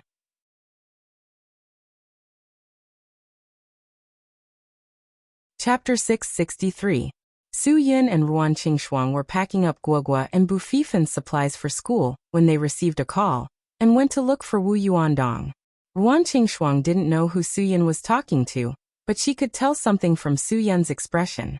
Although Su Yun was suppressing it, he couldn't help but reveal a surprised expression. Wu Yuandong was about to go to bed when he saw Su Yun come looking for him with a serious expression. He immediately asked, "What happened?" Bao Tianxia has already taken care of Huang Xiong and Ji Feng. Su Yun. All of Ji Feng's men are dead. He's the only one who escaped. If he's not stupid enough to seek death, he'll definitely run back to Taiwan in the shortest time possible. Wu Yuandong's mouth was wide open. This news came too suddenly. It had only been a few hours since they talked with Bao Tianxia, and Bao Tianxia had already taken care of the problem. Bao Tianxia's efficiency in dealing with things was far beyond their imagination. Bao Tianxia was simply too terrifying. The shock that Bao Tianxia brought to them completely offset the joy that they should feel. I believe that Bao Tianxia wouldn't joke around with me. Su Yun. He's now looking forward to my answer. Did he ask you to go to Xing Enling with him? Wu Yuandong was stunned. Did you agree? Su Yun shook his head. Of course I can't agree. But if I don't have a proper reason, I'm afraid that Bao Tianxia won't be happy. Fortunately, Ji Feng escaped. Now I have a reason to go to Taiwan for a vacation. Wu Yuandong. You told him that you're going to Taiwan to find Ji Feng. Of course. If Ji Feng doesn't die, this matter won't be over. Su Yun. Since this matter isn't over, of course I can't agree to Bao Tianxia's request. If there's anyone to blame, it's Bao Tianxia's fault for not taking the opportunity to get rid of Ji Feng. Maybe Bao Tianxia is regretting it now. He's now hoping that I can help you get rid of Ji Feng as soon as possible. Wu Yuandong was silent for a moment. But you can't drag this on forever. Bao Tianxia will run out of patience sooner or later. Who cares? At least he's very patient now. Su Yun smiled. Not only was he very patient, he also told me something even more important about Ji Feng. What? Wu Yuandong asked doubtfully. Su Yun's expression turned serious. Ji Feng might be colluding with the Japanese. When he escaped today, he used the Japanese ninja's life-saving smoke ball. This kind of thing doesn't exist in the mainland or Taiwan, and no one knows how to make it. Only Japanese ninjas know how to use this kind of thing. Wu Yuandong sucked in a cold breath. Ji Feng was even more hopeless than he had imagined. If I'm not wrong, the one who instigated Ji Feng to usurp the throne must be a Japanese. Su Yun continued. The president of the Three Lotus Society is the leader of the famous fishing protection organization. Everyone in the Three Lotus Society is a member of the organization. The Japanese probably hate the president and the members of the Three Lotus Society to the core. They want to find a puppet to replace the president and use the power of Taiwan to attack everything related to fishing. Wu Yuandong couldn't believe that Ji Feng's usurpation of power would involve such a huge national interest. If that was the case, then he had even more reason to stop Ji Feng's scheme. He would never allow the Three Lotus Society to have a person who would betray his country, his character, and everything else. I have to kill Ji Feng. And the sooner the better. Wu Yuandong clenched his fists so tightly that the veins on his forehead couldn't express his anger. Su Yin nodded. This matter can't be delayed. We have to get to Taiwan as soon as possible. Before Ji Feng and the Japanese carry out their other schemes, we have to get rid of Ji Feng and the traitors who invaded the Three Lotus Society. We can't let the Japanese succeed in their scheme on Turtle Island. Wu Yuandong nodded heavily. He swore in the name of a descendant of the Huaxia that he wouldn't let this happen. After sending Guogua and Bufifan to school tomorrow, we will leave, Su Yin said. I don't want them to worry about me after school starts. They are very obedient and sensible children. Especially now that Bufifan knows what we are doing. I feel that something is wrong with him. What's wrong with him? Wu Yuandong didn't understand. Su Yin frowned. I said something wrong when I was chatting with him once. Perhaps his mind is filled with the matters of the Hunter School. He seems to be very interested in the Hunter School. And I can't predict his desire to become an expert. He doesn't want to be ordinary. He wants to become someone like us. That's why he especially wants to go to the Hunter School. Wu Yuandong was shocked. Why would you mention the Hunter Academy to him? That's definitely not a place for humans to stay. Not to mention him. Even an ordinary expert would most likely not be able to withstand that kind of inhuman tempering. You should have heard of the principal of the Hunter School. He's a pervert. Ancient Magpie Realm. Su Yin took a deep breath. When he was in the Dragon Brigade, he often heard Wang Yi mention that an Earth-profound realm expert was a godlike existence. Su Yin vaguely remembered hearing this name from Zhang Taisui when he was young. As for the relationship between these old monsters, he didn't know. Just hearing this name made Wu Yuandong's Adam's apple twitch. He said nervously, "You must keep an eye on him. Don't let him go to that kind of place. It's hell on earth." Yes, it is indeed hell on earth. Su Yin seemed to relax a lot after taking a deep breath. To be honest, I sometimes fantasize about how powerful Bufifan will be if he can really be trained by the ancient Magpie Realm. Forget it. You should get rid of that thought as soon as possible. Wu Yuandong shook his head. I'm afraid that he will be trained to death by the 4 great instructors of the ancient Magpie Realm, before he can even be trained by the ancient Magpie Realm. By then, you won't even have a place to cry. Don't ruin such a good eldest son. Su Yin smiled bitterly. Yes, he couldn't bear to leave Bufifan in that kind of place. Even if Yi Fala didn't entrust him to him, he couldn't bear to leave him there. This was because this kid had already integrated into their family. They were family. The meaning of family was definitely extraordinary. Send them to school tomorrow. I'll go to the airport to book a ticket. Wu Yuandong said. Brother, I'm sorry. If you go too far, I should be the host and take you to have some fun. We'll go to the most famous nightclub to drink, and see the most coquettish beetle nut girls by the roadside. Huh. But I'm asking you to do something so dangerous with me. Su Yin smiled. Brother Dong, I'm not just helping you. I'm doing it for the greater good. Brother, I've only admired a few people in my life. You're definitely the one I admire the most. Wu Yuandong sighed. The beginning of school always made the school-age children excited and helpless. They were excited because they could go back to school and play with their friends. They were helpless because they had to be restricted by the teachers again. Moreover, this kind of closed school didn't allow them to go home. This was especially so for a girl like Guogua who loved her family. Fortunately, she now had a big brother Bu who could take care of her in school. This made her very happy. However, before entering the school gate, Su Yin didn't tell Bufifan to take good care of Guogua. Instead, he pulled Guogua to the side and secretly said, Guogua, do me a favor in school. Keep a close eye on your big brother Bu. If he does anything strange, tell me immediately. For example? Guogua said, Dating? Kissing a girl? Sneaking out to get a room and have sex? If there was a brick next to him, Su-yin would have smashed himself to death with it. I'm not joking with you. If he tells you that he wants to skip class or says goodbye to you, you have to stop him and tell me immediately. Guogua nodded as if she understood. Don't worry. I won't let Big Brother Boo skip class and have sex with other girls. Su-yin pinched Guogua's smiling face. He really couldn't bear to let her go to school. Go.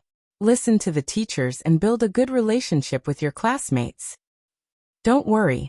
Guogua stepped forward like a little adult and pulled Bufifin into the school. Of course, Su-yin didn't feel at ease leaving this matter to Guogua. Fortunately, Cho-yun would be at school. Su-yin then told Guogua about what he told Cho-yun. He also told Cho-yun about Bufifin's interest in the Hunter Academy. Cho-yun basically understood Su-yun's meaning. She signaled Su-yin to rest assured that she wouldn't let Fifin leave her watch. After everything was arranged, Su-yin and Wu Yuandong said goodbye to Ruan Qingshuang and the others and rushed to Taiwan to solve Ji Feng's problem. If Lin Gu brings guests back, take good care of them. They're my old friends. Before Su-yin left, he said to Ruan Qingshuang, take care of yourself. I'll be back soon. By the way, now that Changzi is helping to take care of the hotel, you should take some time to go out and have fun and relax.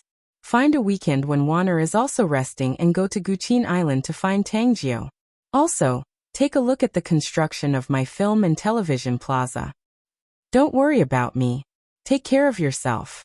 Ruan Qingshuang said, be careful. Qin Wanner also said, don't worry. I'll take good care of Sister Qingshuang. You and Brother Dong should take good care of yourselves too. Go. Don't waste time. If you do, Sister Qingshuang will become sentimental again. Okay. We're leaving. You guys can go back, Su-yin said. Chang and the others who came to the airport to see them off also sighed. Brother, remember to think of us when you get there. We're all thinking of you. Don't be seduced by beetle nut girls. Brother, don't forget to bring back some local specialties when you come back. I heard that Taiwan has a lot of beetle nuts. They have breasts, butts, and waists. Don't just enjoy them for yourself. Remember your brothers. If you can pack them up, bring back a few more. That's right. Brother, if it's inconvenient to bring back beetle nuts, you can have a high-quality blow-up doll. We don't mind. Whether it's Bordeaux or Yoshizawa, they're all good. I heard that the handicrafts there are much better than the ones in our mainland. F***ck off. Su-yin could only end their farewell at the airport with this sentence. With this group of people in Xinjiang, Su-yin felt much more relieved when he left. At least, if anyone wanted to bully Ruan Qingshuang, they would have to think about whether they could get past them first. Taiwan Island, wait for me. I'm coming. Beetle nuts, wait for me. I'll be there soon.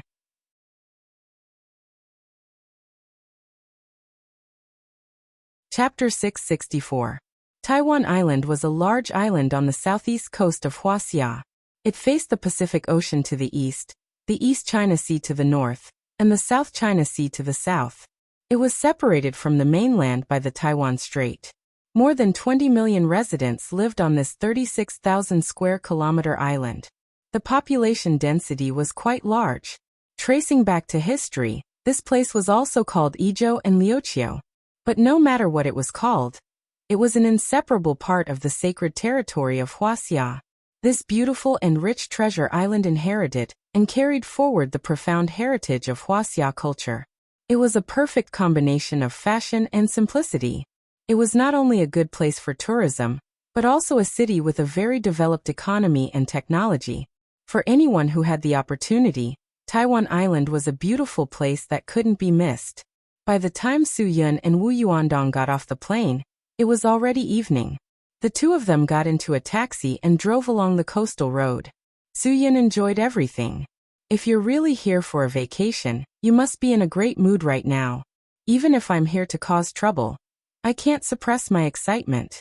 It's too beautiful here. Not only is the environment beautiful, but the girls are even more beautiful. Due to the geographical location, even though the Spring Festival had just passed, the temperature was definitely not as bad as the mainland. The air quality also seemed to be much better than the mainland. Therefore, the girls that Su-Yun saw along the way were dressed very refreshingly, which made him have the urge to strike up a conversation. There seemed to be a mysterious power in this place, allowing you to feel the openness and friendliness of this place just by being here. Hee, if these girls were placed beside Ruan Qingxuang, I'm afraid they would be ordinary people. Wu Yuandong smiled. Maybe I love the house and its crow. Anyway, I really like this island city. Su-Yun. So I feel that everything here is particularly pleasing to the eye. At least I think these girls are very photogenic. Huh. Wu Yuandong knew that Su-Yun deliberately talked to him about some relaxed topics so that his mood wouldn't be so heavy. Is that so? Then don't drool when you see our Mississippi Miss Taiwan as the champion. This is definitely not because of the president. When Miss Taiwan participated in this competition, the president was firmly against it. That's right. And I believe that no judge would dare to sleep with the big miss of the Three Lotus Association. Haha, unless they don't want to live anymore. Su-Yun was already looking forward to meeting the most beautiful big miss of the Three Lotus Association. But now was not the time. They had to go to Wu Yuandong's house first. Now Wu Yuandong's trusted brother was still in the association. He had been in contact with Wu Yuandong all this time. During the new year, Ji Feng had brought people to Wu Yuandong's house to check on the situation. It was also this brother who had informed Wu Yuandong in advance. Now that Ji Feng was running for his life in such a roundabout way, he couldn't even save himself. He probably didn't have the mood to check on Wu Yuandong's house. To be honest, Wu Yuandong's home was quite high-end and classy. People who could afford to live in such a high-end residential area in Taiwan were definitely not ordinary people. Just based on this point, Su-Yun could also confirm that Wu Yuandong's position in the Three Lotus Association back then was definitely highly appreciated. The most dangerous place is the safest place. Wu Yuandong smiled. There should be other members of the association living in this residential area. We can't turn on the lights at night. It might be a little inconvenient. Su-Yun didn't care about this.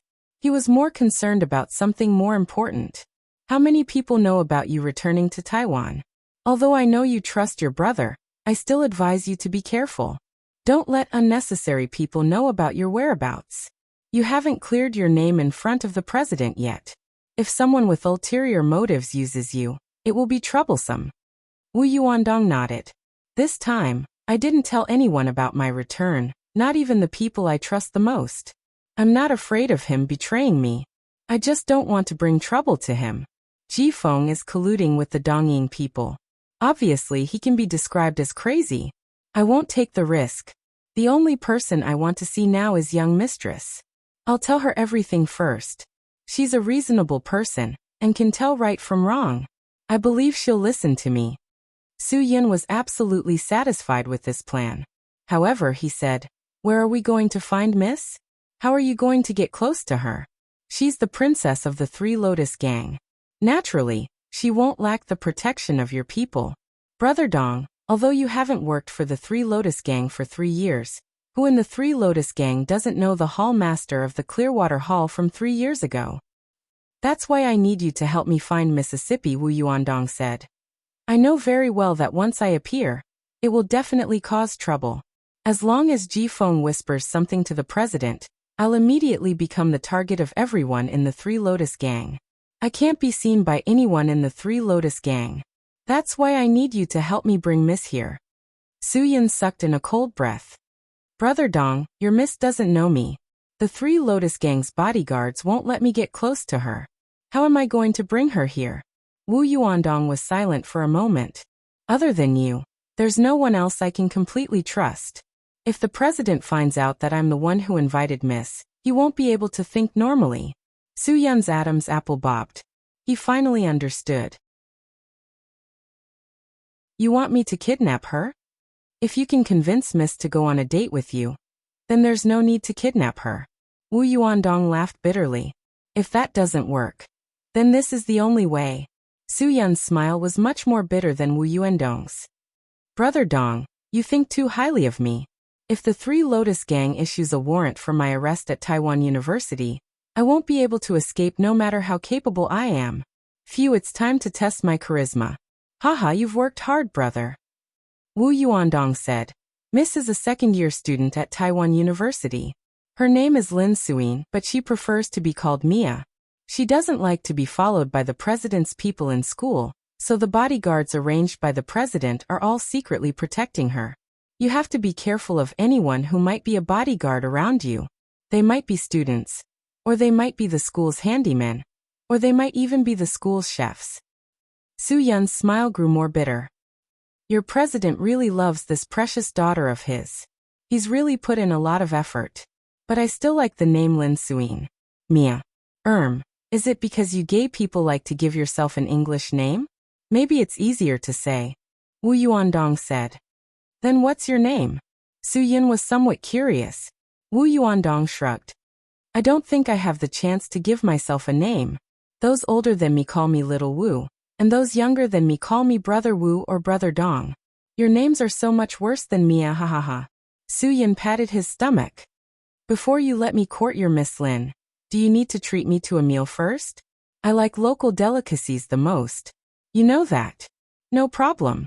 Oyster fried, pan-fried buns, rice soup noodles, squid soup, danzi noodles, large intestine buns. There are so many delicacies in Taiwan that can be eaten. Tonight, you won't go home until you're full. Wu Yuandong finished and brought Su Yun out. The nightlife in Taiwan was obviously much richer than in the mainland. Every place in the world had their own city that never sleeps. The most famous one was probably New York, and Taiwan was not bad either. The number of beauties here was obviously better than what Su Yun had imagined. The degree of hotness of the Taiwan May girls was also several streets ahead of those in the mainland. The scantily clad Erica Nut girls in the glass display windows were even more eye-catching. Su Yun knew that tonight would be the only night he could relax and enjoy since he came to Taiwan Island. He threw all his worries to the back of his mind. When it was time to play, when it was time to play, when it was time to enjoy, when it was time to enjoy. Only when it was time to do business like this could he wholeheartedly immerse himself in it. The start of school season was the same throughout the country. Even primary school students like Guogua had started school. Taiwan University was naturally lively. But most of the students who returned to school from the holidays were obviously not used to it. They could not go to nightclubs, drink alcohol and flirt with girls through the night. This was the school's restriction on them. But this would definitely not affect the youthful boys' love for girls. After Su Yun sneaked into Taiwan University, he found that any beautiful and flirtatious girl would always be surrounded by boys. So to say, for a goddess like Lin Suyin, who was known as Taiwan's #1 beauty, she would naturally be surrounded by bees and flies. However, Su Yun quickly realized that his idea was wrong. Lin Suyin was not a freshman. She was already a sophomore. Presumably, most of the boys in the school who liked to hunt for girls should know her identity. Those who could get into Taiwan University should be smart people. They would not be stupid enough to mess with the daughter of the Three Lotus Association's president, unless they were tired of living. Su Yun finally found out that the sophomore students majoring in economics and trade were going to attend the biggest public class after school started in the biggest lecture hall. If there were no accidents, Su Yun should be able to see Lin Suyin there. If it was the first time they greeted each other, Su Yun felt that it was better to call her Lin Suyin. After all, Mia was just a substitute name. It did not seem to be important enough. Speaking of which, Su Yun's charm was not bad. At least he had been asking for directions from all kinds of beautiful girls in the school. When he asked where the biggest lecture hall was, all the girls were very patient and told Su Yun the way. In the end, he met a girl who was very enthusiastic and even directly brought Su Yun to the destination. This really made Su Yun feel flattered. However, when the girl asked for Su Yun's phone number before she left, Su Yun was really stunned. This was too open. They had only known each other for a few minutes. Did this mean that they wanted to develop a relationship? Su Yun did not hesitate to tell the girl Wu Yuandong's number. He even raised his eyebrows and said teasingly, "I'll be waiting for your call tonight." "You're so naughty. Don't think too much."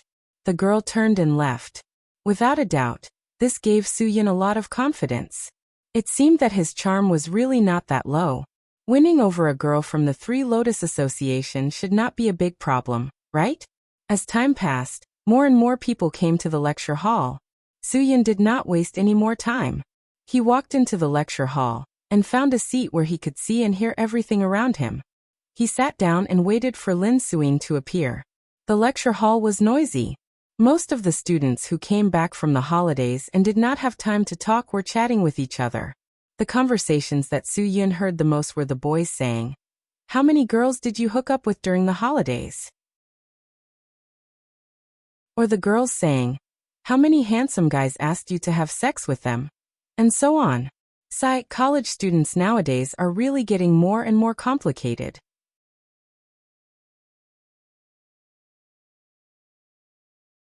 Chapter 665. At this moment, the noise in the classroom paused for a moment. Soo-Yun's gaze was instantly attracted by the girl who walked in through the door. This was what a goddess should be.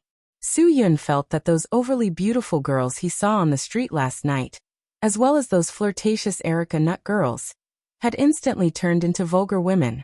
It wasn't that he hadn't seen beauties before. Wanqing Shuang Yu Marin, Zuomeyan Cho Yun Tang Jiu Ling Jiling Yi Fala. Every one of them was the focus of attention. And now, the girl who walked in through the door was obviously a goddess with strength comparable to them. This temperament, this aura, it was completely in line with Soo-Yun's fantasy of the number one overly beautiful girl. If this girl wasn't Lin Suin, Soo-Yun would immediately find a piece of tofu and beat himself to death. Beauties were common, but goddesses were definitely not everywhere. Wu Yuandong wasn't exaggerating at all. Soo-Yun smacked his lips. Such a beauty was definitely worthy of being a beauty that could cause the downfall of a city. If Su Daji could grow up to be like this, not only would King Zhou be charmed, even King Wu wouldn't be able to escape. Soo-Yun's affirmation was obviously not wrong. Just as Lin Suin walked into the classroom, a girl who was close to her waved and greeted her. "Mia, come here. I've saved a seat for you." Lin Suin smiled slightly and walked straight to her friend. Her smile almost made all the boys in the classroom hold their breaths. Soo-Yun dared to bet that if Lin Suin gave these boys a chance to have dinner together, they would rather give up the entire holiday to have sex with her. Speaking of which, Soo-Yun really wanted to praise himself as a genius because the seat he chose was actually behind the seat reserved for Lin Suin's friend. When Lin Suin sat down, Soo-Yun could completely feel the faint fragrance of this goddess who was less than a meter away from him. At first, Soo-Yun thought that after Lin Suin sat down, the empty seats around him would be filled with boys. However, to his surprise, although these boys wanted to sit down, they did not dare to do so. Presumably, the title of the big miss of the Three Lotus Society and guild leader Lin's precious daughter was enough to make the other gay losers only dare to look at her from afar and not touch her. After Lin Suin sat down, she began to chat with her friends about what she had done during the holidays, just like the others. Compared to the others, Soo-Yun could only sigh at the fact that this girl's actions were too meaningful. She had actually been participating in public welfare activities all this time. If she wasn't donating supplies to the children in the disaster area, she would be visiting the orphanage for the elderly. Soo-Yun had to admit that he was shocked. Lin Suin did not have the arrogance and overbearingness that the young miss of the Three Lotus Association should have. She also did not have the arrogance that the young miss of the Three Lotus Association should have. She was just like an ordinary girl, pure, kind and friendly. It could be said that she had completely taken over the temperament of a goddess. It would not be an exaggeration to say that this girl belonged to the heavens. Just as Soo-Yun was sighing in his heart, someone patted him on the shoulder. Soo-Yun turned around and saw a well-dressed girl. He was slightly startled and asked, "What's wrong, classmate?" "Handsome, if you don't want to cause trouble, it's best if you don't sit in this row," the girl behind him said calmly. Only then did Soo-Yun realize a problem. Not only was his row not full as he had imagined, but the few people who had been sitting not far away from him had also left. Holy **T. What the hell was going on? It seemed that the gay people were quite concerned about the reputation of the Three Lotus Association. It was as if they were afraid of Lin Suin. "Why?" Soo-Yun asked. He did not dare to believe that this goddess, who was so pleasing to the eye, was actually a domineering and arrogant demoness. Are you new here? You don't even know this? But you do look unfamiliar, the girl in the back said curiously. Su-Yun nodded and said in a low voice, I just transferred here. Could it be that this girl has a bad temper? As he said that, he secretly pointed at Lin Suyin with his finger. Mia is not. She is a good person and we all like her. The only bad thing is that Shu Chili is chasing her. If you don't want to cause trouble, quickly change your seat. The girl also lowered her voice and looked at her watch. There are still 5 minutes before class starts. Shu Chili will be here soon. Su-Yun was really confused by this complicated relationship. Who is Shu Chili? I'm going to faint. Aren't you two new here? Are you two gay? You don't even know Shu Chili? The girl's expression was very surprised. His father is the president of the Longxing Society. You should have heard of the Longxing Society. It is a famous gang on Taiwan Island. His father has more than 100 people under him. Su-Yun shrugged his shoulders and lowered his voice again. No matter how famous the Longxing Society is, they wouldn't dare to offend the Three Lotus Society, right? The girl's expression instantly froze. She nervously said in a low voice, You are not joking with me. You are from the Three Lotus Society? I am not, but she is not from the Three Lotus. Su-Yun was a little puzzled. Lin Suyin was the big miss of the Three Lotus Society. No matter how stupid the crown prince of a gang was, he wouldn't offend the Three Lotus Society, right? Wait a minute, Su-Yun was stunned. Could it be that the people in this school didn't know Lin Suyin's identity? They didn't dare to get close to Lin Suyin, not because she was the big miss of the Three Lotus Society, but because she had the crown prince of the Longxing Society by her side? Su-Yun asked. What does Mia's family do? The girl shook her head. I am not very clear about this. I have never heard her mention it before. It should be a business, right? Why? What the F***ck, Su-Yun really didn't guess wrongly. Lin Suyin's classmates didn't know about her family situation at all. It seemed that President Lin still attached great importance to his daughter's request. Perhaps not only did he not have any bodyguards following him, but the school definitely didn't have any bodyguards in disguise. Otherwise, the Shu Chili that the girl mentioned just now would have been killed long ago, and the Longxing Society might also be finished. Shu Chili is here. This was the last sentence that the girl said to Su-Yun. Even if Su-Yun wanted to change his seat now, he was afraid that he wouldn't have the chance to do so. This was because the Shu Chili that the girl mentioned just now had his eyes fixed on Su-Yun the moment he entered the classroom. Just like Shu Chili, the few henchmen behind him also stared fiercely at Su-Yun. The whole class secretly looked at the pitiful Su-Yun, although they didn't know that Su-Yun wasn't a new student, but a youth who mixed in. At this moment, the goddess sitting in front of Su-Yun also turned her head. Lin Suyin glanced at Su-Yun and said faintly, You better change your seat. Otherwise, the annoying guy at the door will force you to leave, and then sit in your current seat. I am not joking with you. Su-Yun was thinking about how to strike up a conversation when he saw Lin Suyin, but now it seemed that his racking his brain was in vain. He didn't need to say anything like, Beautiful lady, please stay, or Beautiful lady, have you eaten? Because the goddess took the initiative to talk to him. Annoying guy? Su-Yun smiled.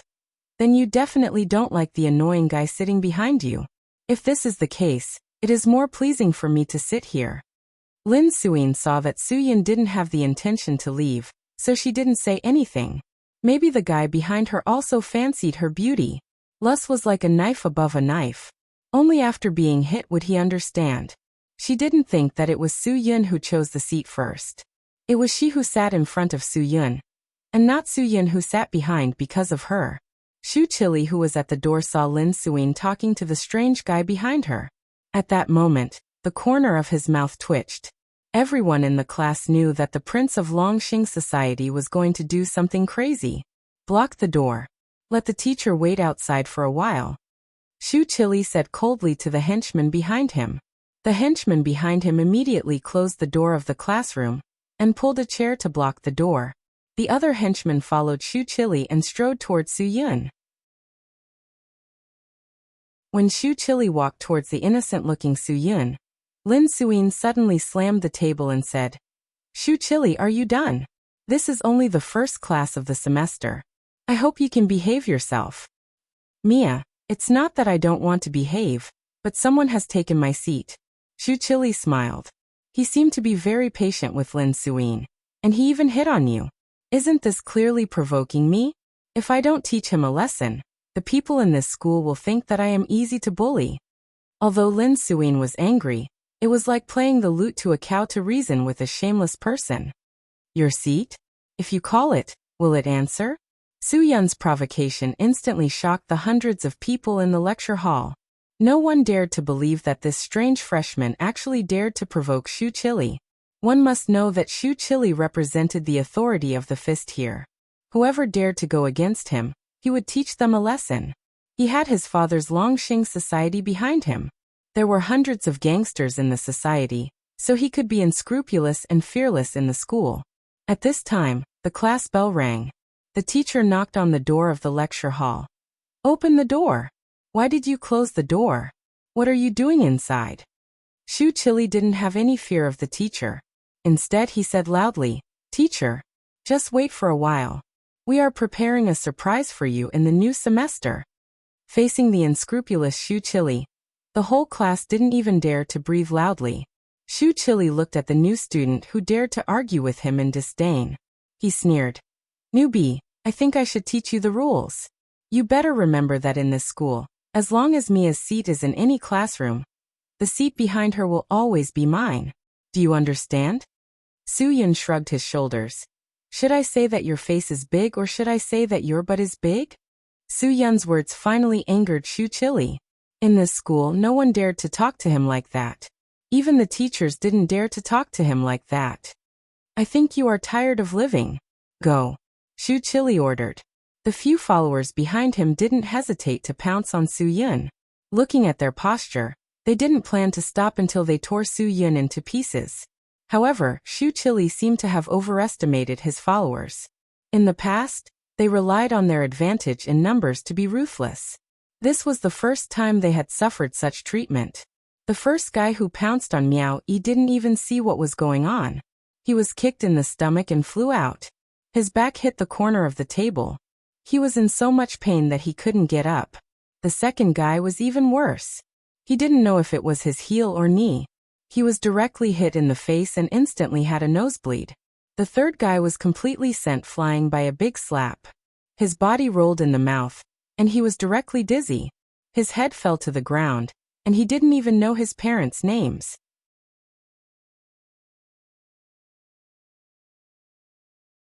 Chapter 666.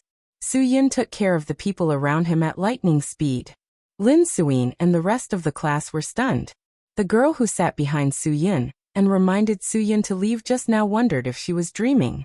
You. Shu Chili widened his eyes and pointed at Su Yun. His Adam's apple moved a few times, but he didn't say anything. Su Yun acted as if nothing had happened. He sat comfortably in his seat and said leisurely, You what? Didn't your father teach you not to point at people casually? It's very disrespectful. If you meet someone with a bad temper, it's very likely that they will break your finger. Although Shu Chili didn't want to admit defeat, the fear in his heart made him quickly retract his hand. Do you know who I am? Do you know who my father is? If you go against me, you will definitely not have a good ending. Your Mandarin is not bad. I know. Your father is the president of Longxing Society. He has a lot of people under him, right? Thousands? Tens of thousands? If that's the case, I will be very scared. Su Yun shrugged his shoulders. If it's just a small gang leader with 100 people, then you must not act like a tyrant in front of me. I may not care at all. Shu Chili didn't expect this guy to dare to treat him like this when he knew his identity and background. Shu Chili, who was facing the crisis of hegemony for the first time, didn't know what to do. It's class time now.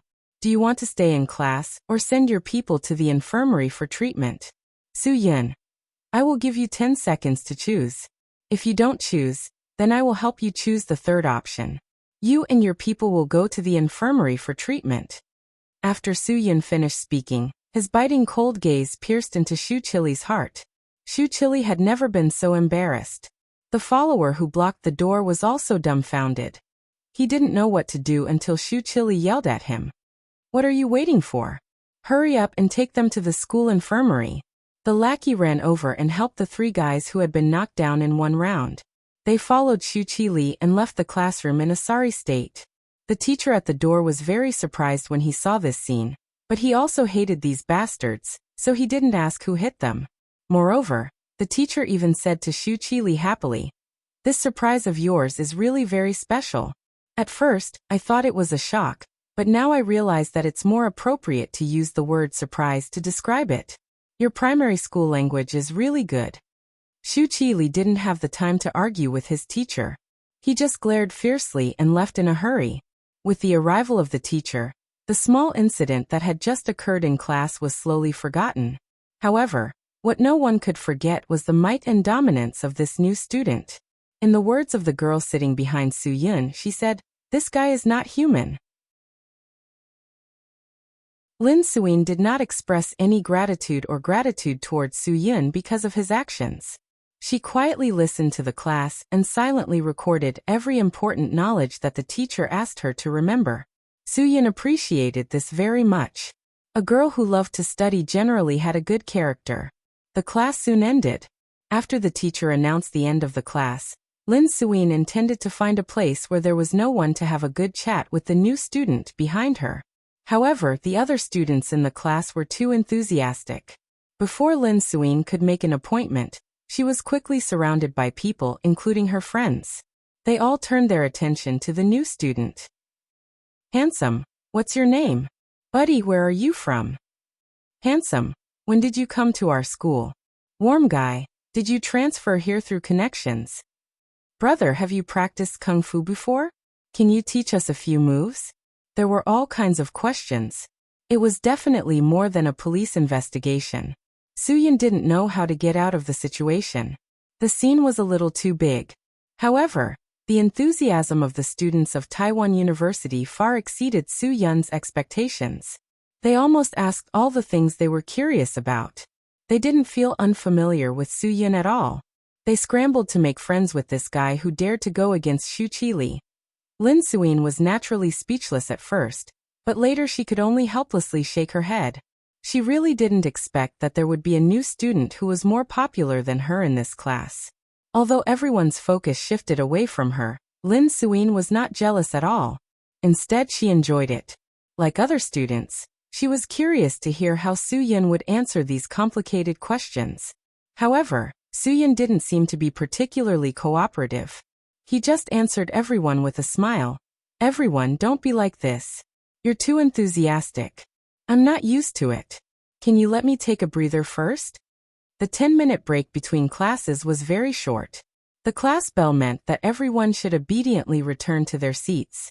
Although everyone now knew that Shu Qili wouldn't come back, no one changed their seats. It seemed that they were used to the rule that no one could sit behind Lin Suyin. Before the teacher came to the classroom, Lin Suyin made a decision that surprised everyone. She actually turned around and put the textbook in front of Su Yun. Then she got up and walked to Su Yun's side and sat down. "New student, you don't have a textbook. Do you mind if I share it with you?" Lin Suyin said generously. She gave Su Yun enough reason to like this girl. "I can't ask for more." Su Yun's words were definitely the thoughts of every boy in the class.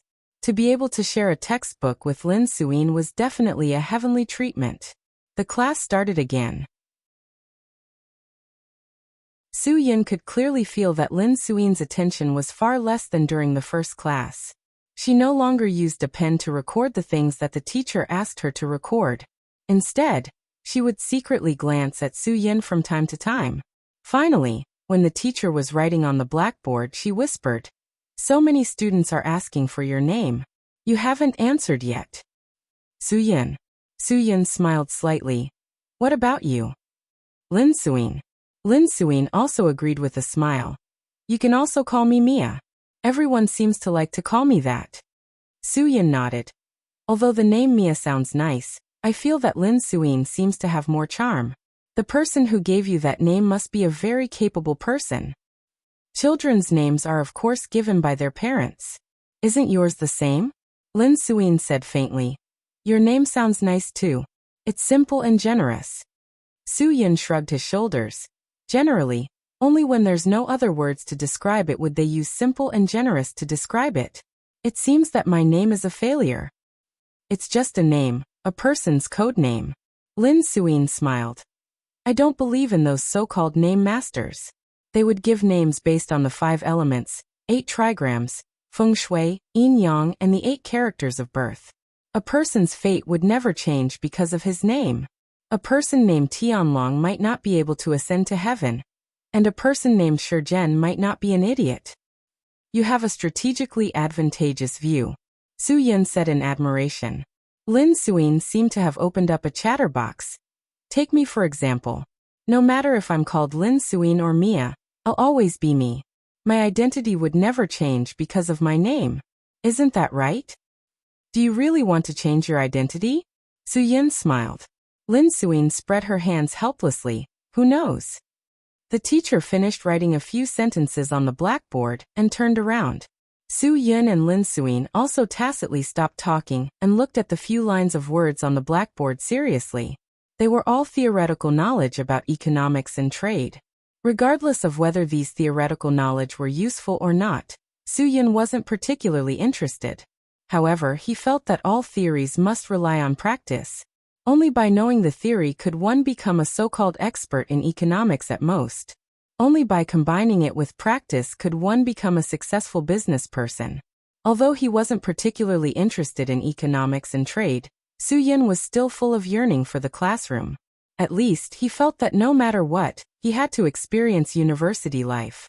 Even if he didn't learn anything in school, it was still an experience. Nowadays, young people often like to leave school early and join the society early as capital to show off. However, when they really went through the youth of their life, they would realize that the things they lost were definitely more precious than the so-called experience of joining the society. Perhaps this was the reality of life. A considerable number of highly educated students were working for big bosses with low educational qualifications. However, many young people did not know that many big bosses would even spend a lot of money to listen to a real professor's lecture at a famous university. Because when they succeeded, they understood that theory and practice were absolutely equally important. If they didn't have these theories, they would have taken many more detours and endured many more difficulties. Therefore, they would go all out to find the things that they didn't do in their youth. That was sitting in the university's church and listening to every truth of the old professors. Many famous universities had such courses that were specially taught to successful bosses. Some classes even cost more than 10,000 yuan per person per day. However, there were still people who were willing to pay. This completely explained the value of knowledge. Lin Suyin's initial absent-mindedness slowly turned into a serious listening. Su Yin didn't disturb her anymore. He also accompanied her to think about the teacher's question. However, Su Yin was thinking more about whether it was too smooth for him to get to know Lin Suyin so smoothly. It was said that there was no smooth sailing in this world. Su Yin was very clear that he couldn't be complacent because of this. Otherwise, it was very likely that extreme joy would turn into sorrow. After all, Lin Suyin still didn't know that Su Yin intended to get in touch with her. If she knew, who knew if she could still be friends with Su Yin? Or perhaps, this sensitive goddess would feel angry because Su Yin had hidden so deeply. The class bell rang again. The classroom was filled with joy and peace. The classes of university students were like this. They would never be packed full. For example, today was the first day of school for Lin Suyin and the others. The economics and trade major only had 2 classes in the morning. The rest of the time was completely free to be used freely. Whether it was going to the library to read books or going to the dormitory to surf the net, it was all up to personal preference. Thank you for your textbook, Su Yin said. You're welcome. Lin Suyin smiled. Student Su, I suddenly feel that you don't look like a student at all. Su Yin grinned and said, Really? If you're interested, we can find a place to chat. Well, as long as you don't mind, I'm willing to accompany you anytime. Anyway, I don't have anything to do. Okay, I don't have anything to do either. Then you can wait for me at the coffee shop next to the cafeteria. I have to go back to the dormitory to change my clothes first. Lin Suyin smiled and said,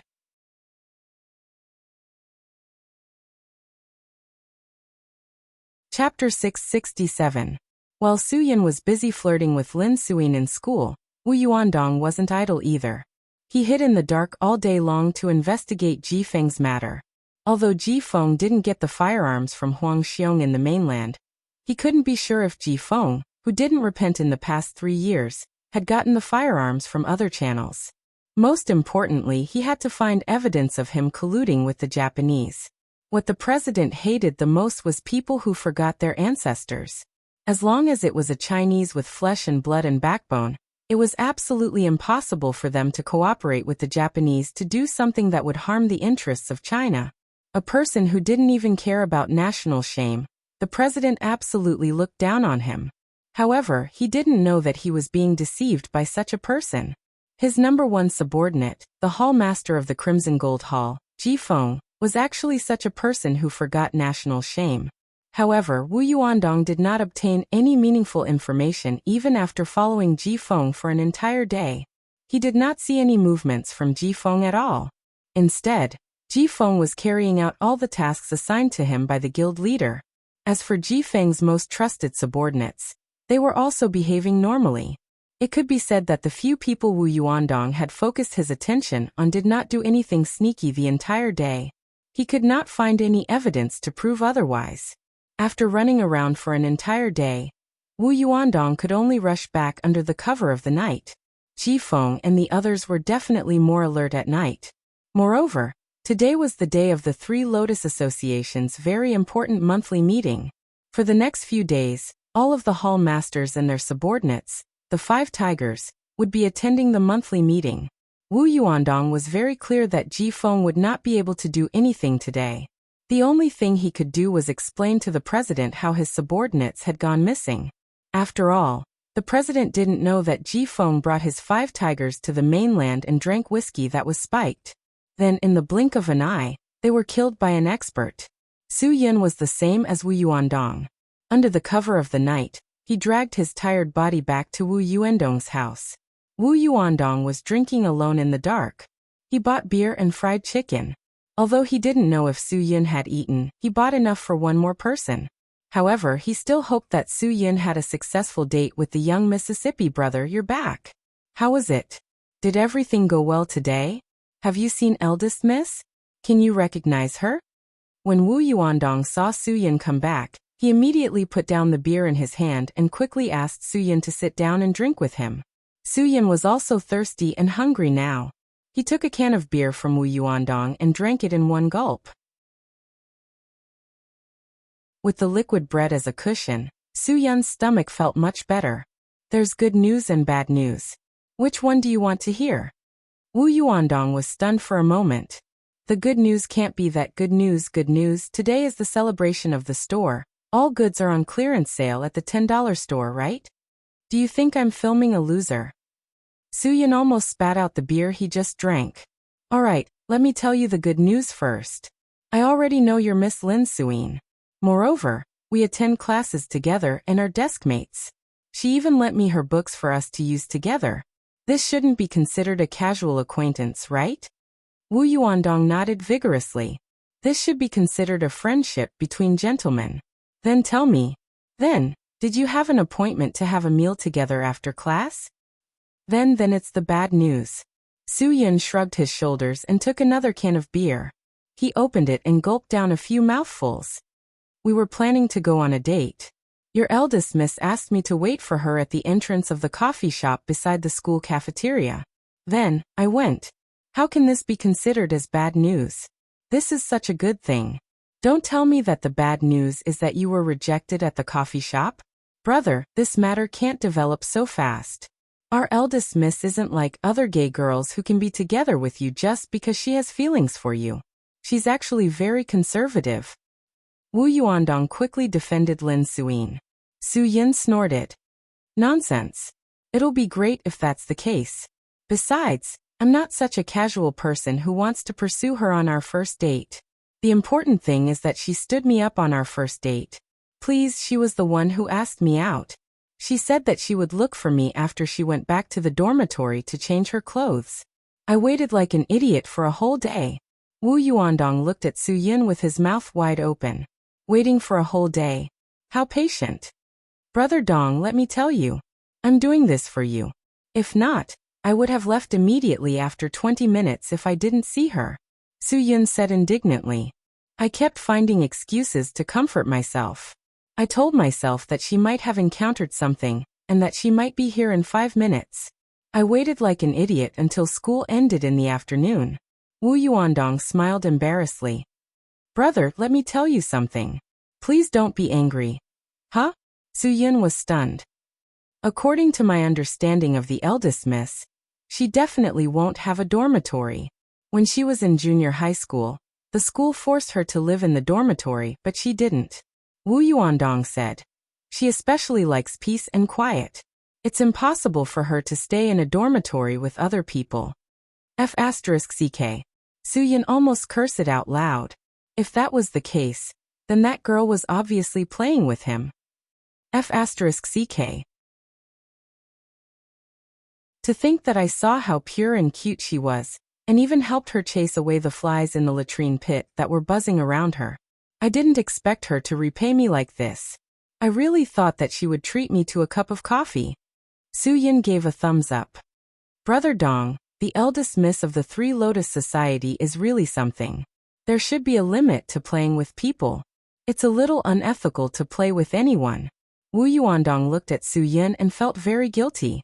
He once again spoke up for Lin Suyin. Brother, please don't take it to heart. The eldest miss is actually very kind. It's just that the environment she grew up in made her see too much deception. It's understandable that she doesn't trust people she meets for the first time.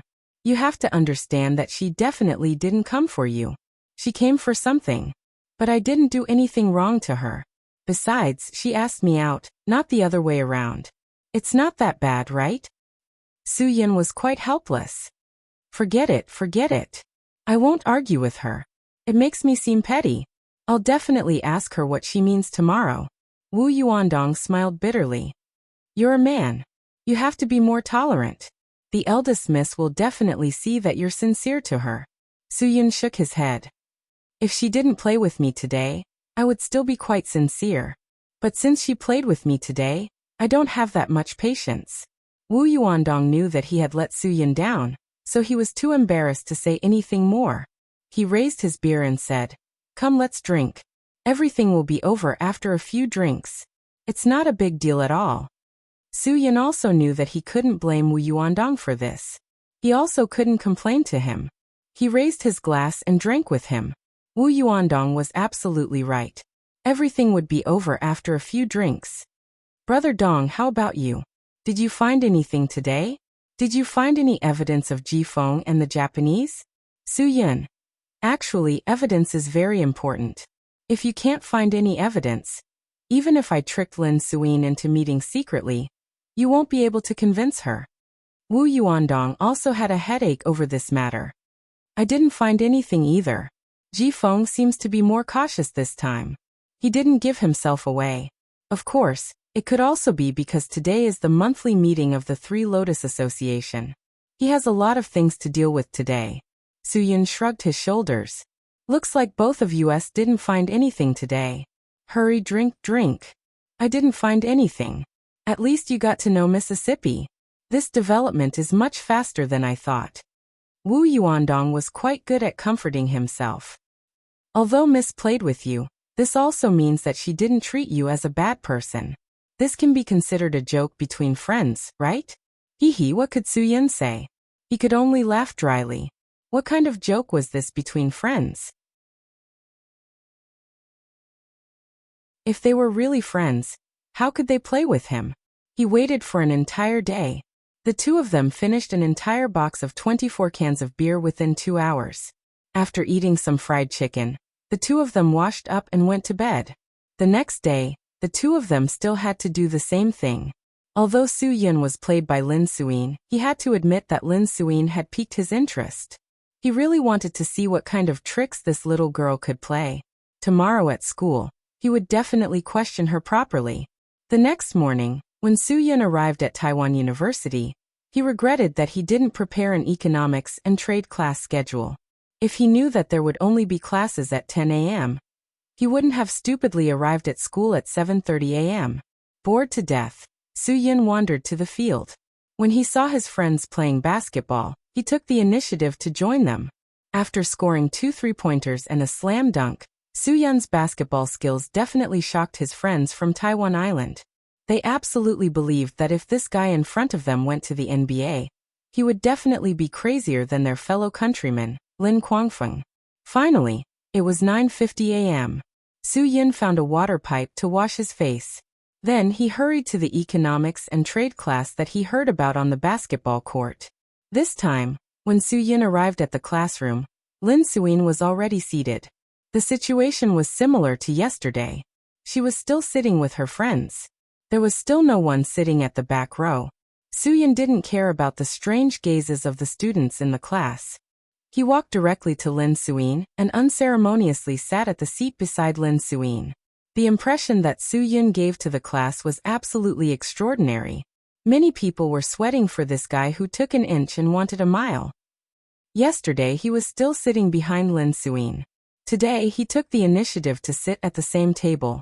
If Shu Chili, who was defeated yesterday, saw this, what would happen? Maybe the people from Longxing Society would come and cause trouble today.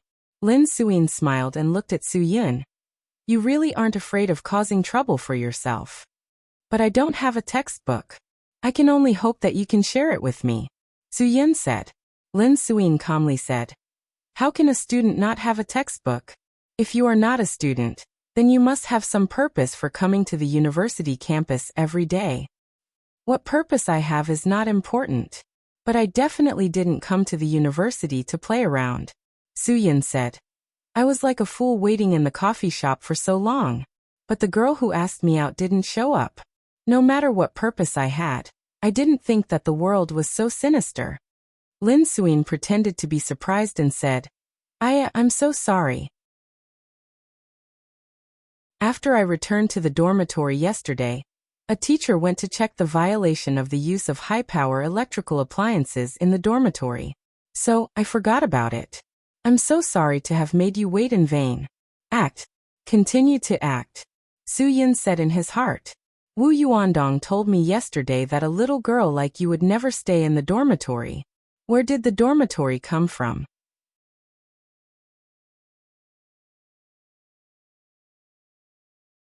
Chapter 668. Lin Suyin stared at Su-yin without blinking.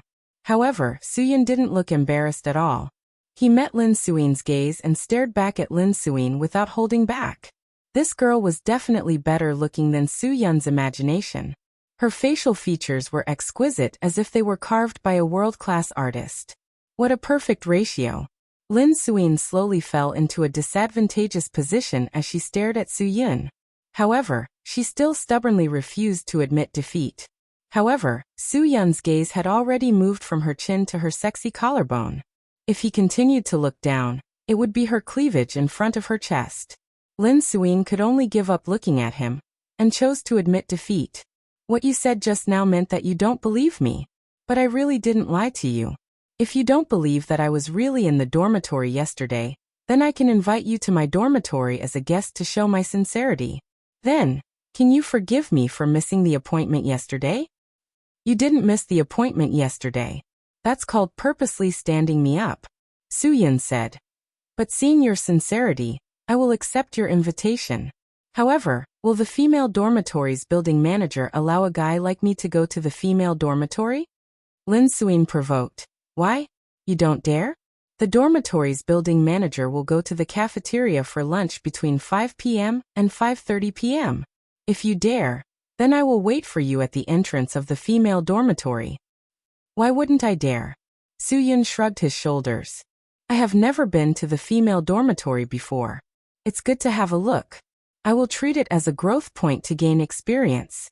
Maybe I can write a book and publish it in my old age. You. Lin Suyin's voice of disbelief made Su-yin very unhappy. Su-yin taunted. Why? Are you surprised? After I visit your dorm, I'm going to write a novel called The Days of Spending Nights in the Girls' Dorm. Who knows, I might even become famous online.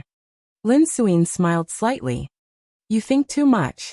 I am just inviting you to my dormitory to prove that I didn't stand you up on purpose.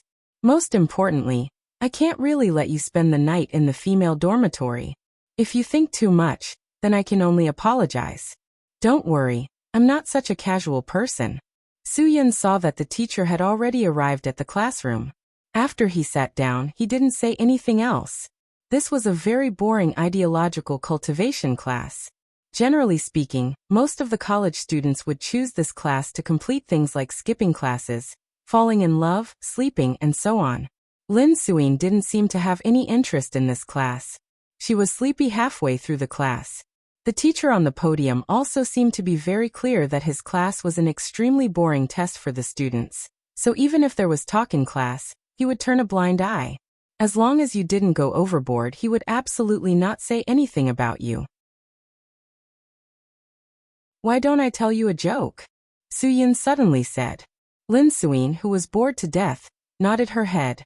She wasn't interested in jokes. She just wanted to pass the time. There is a fool in a village in the northeast. His name is Gangdan. On this sunny day, the sky is clear. Gangdan excitedly came to the village's waste collection station and asked the boss, "Do you want iron?" The boss knew that there was something wrong with Gangdan's brain, but he still said, "Yes, where is it?" Gangdan whispered, "It's a little long, you have to cut it yourself." The boss nodded. "It's okay, I can cut it myself. I have tools, where is the iron?"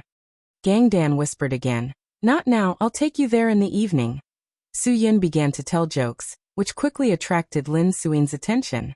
Even the friends next to Lin Suin and the students in the front row couldn't help but come over to listen to the joke.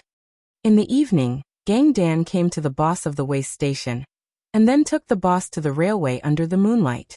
He pointed to the railway and said to him, "Harbin to Guangzhou, give me a price."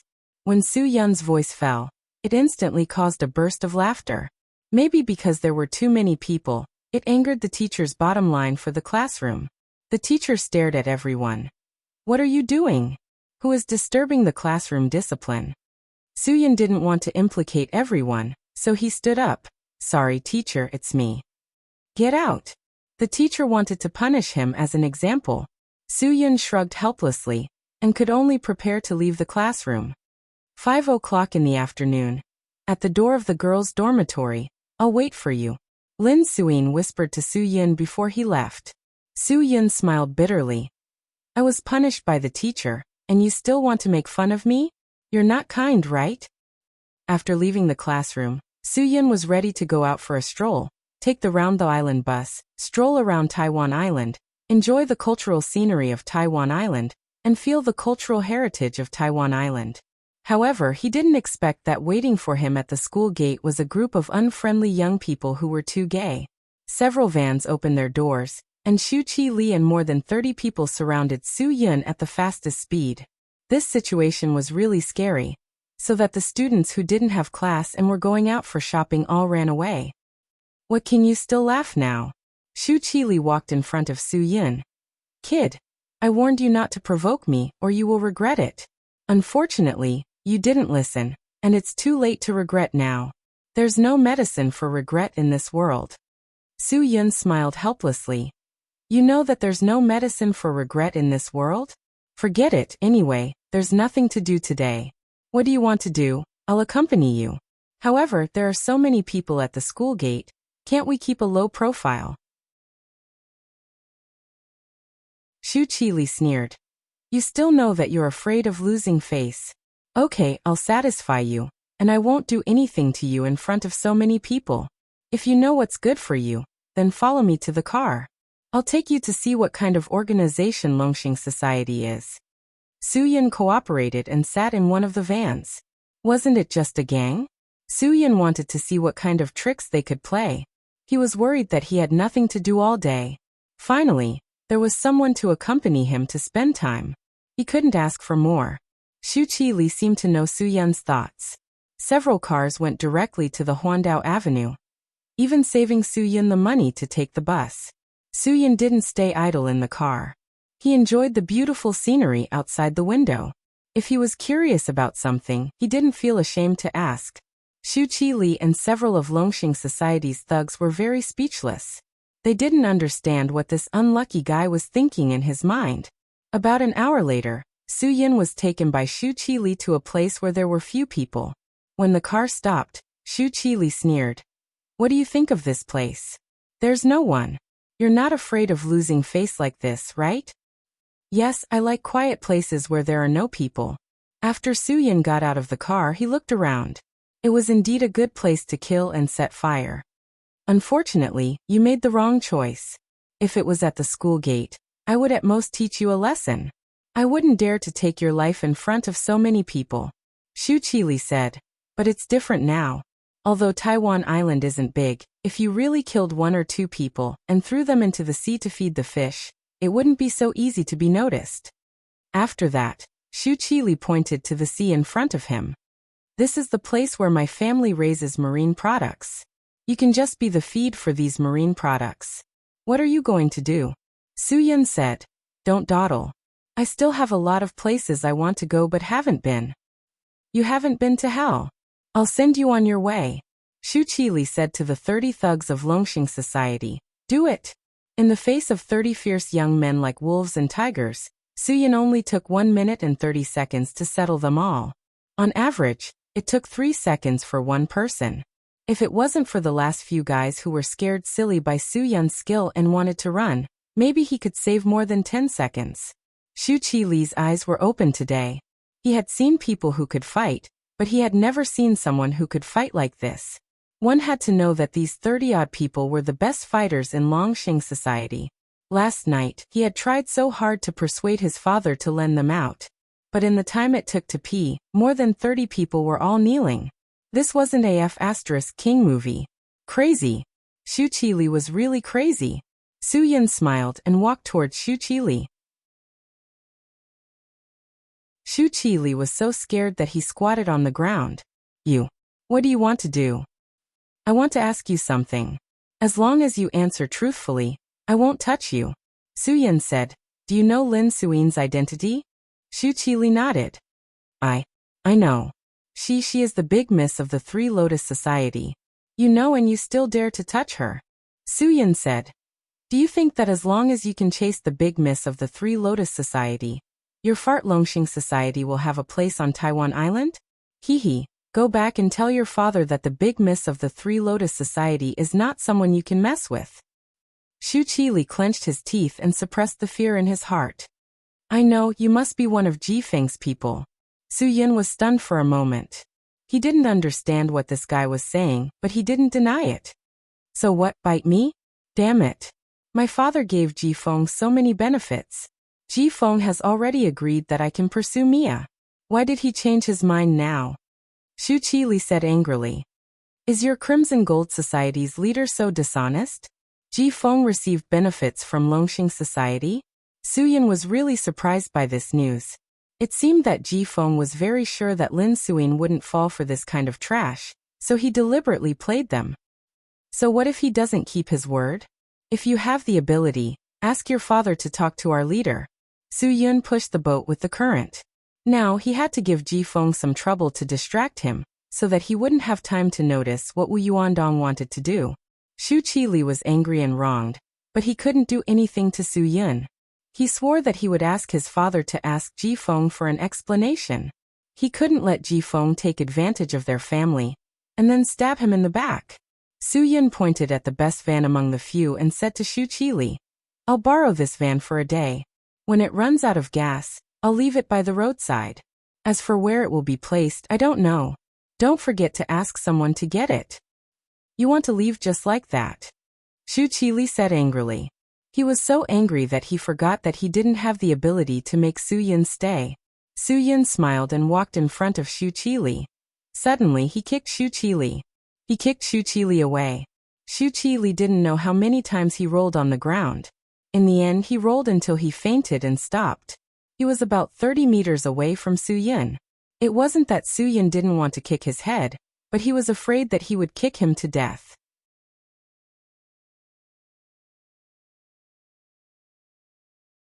Chapter 669. Su Yin was so engrossed in playing that he had forgotten what Lin Suin had said to him. The appointment at the girls' dormitory at 5:30 in the afternoon had also been forgotten. It wasn't that Su Yin's memory wasn't good. It was just that Su Yun felt that it wasn't a big deal for a person to fall into a pit once.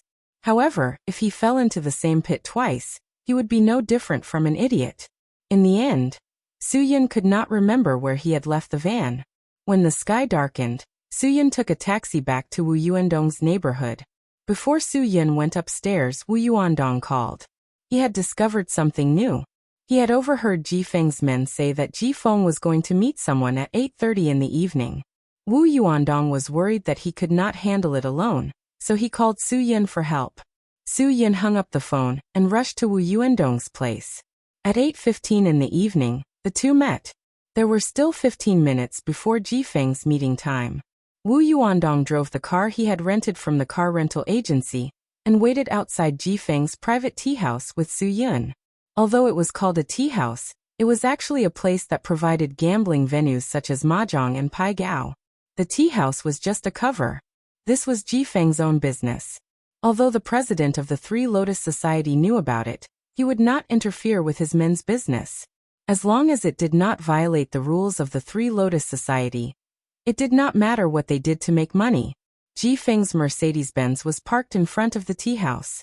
Soon, a BMW stopped in front of the tea house.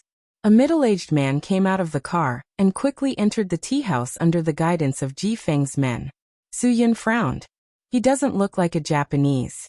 Judging from his lips just now, he's speaking Chinese. Moreover, his accent is too strong. He is really not a Japanese. Wu Yuandong seemed to know the middle-aged man who got out of the car and went in. The man just now is called Xu Gongqi. Although he is not a capable person in Taiwan, he is still okay. He has been running Longxing Society for more than 10 years. Although he is not famous, he has never declined. Pausing for a moment, Wu Yuandong asked doubtfully, but why is Xu Gongqi looking for Ji Feng? What relationship does Ji Feng have with Longxing Society? Su Yun smiled bitterly. If this Xu Gongqi is the president of the Longxing Society, I'm afraid I already know why this person is looking for Ji Feng. Su Yun told Wu Yuandong about what Xu Gongqi's son, Xu Chili, did in school. Wu Yuandong was even more disgusted with Ji Feng's despicable actions. Who would have thought that this fellow would use the young mistress's reputation to swindle money outside? It seemed that Ji Feng had really put in a lot of effort to raise money for the firearms. Wu Yuandong could no longer tolerate his wild ambitions. Since that's the case, I'm afraid there's no need for us to wait any longer, Su Yun said. Let's go back, wash up, and sleep. Wu Yuandong nodded. Since the other party was looking for trouble with Ji Feng because of this matter, there was no meaning and value in waiting any longer.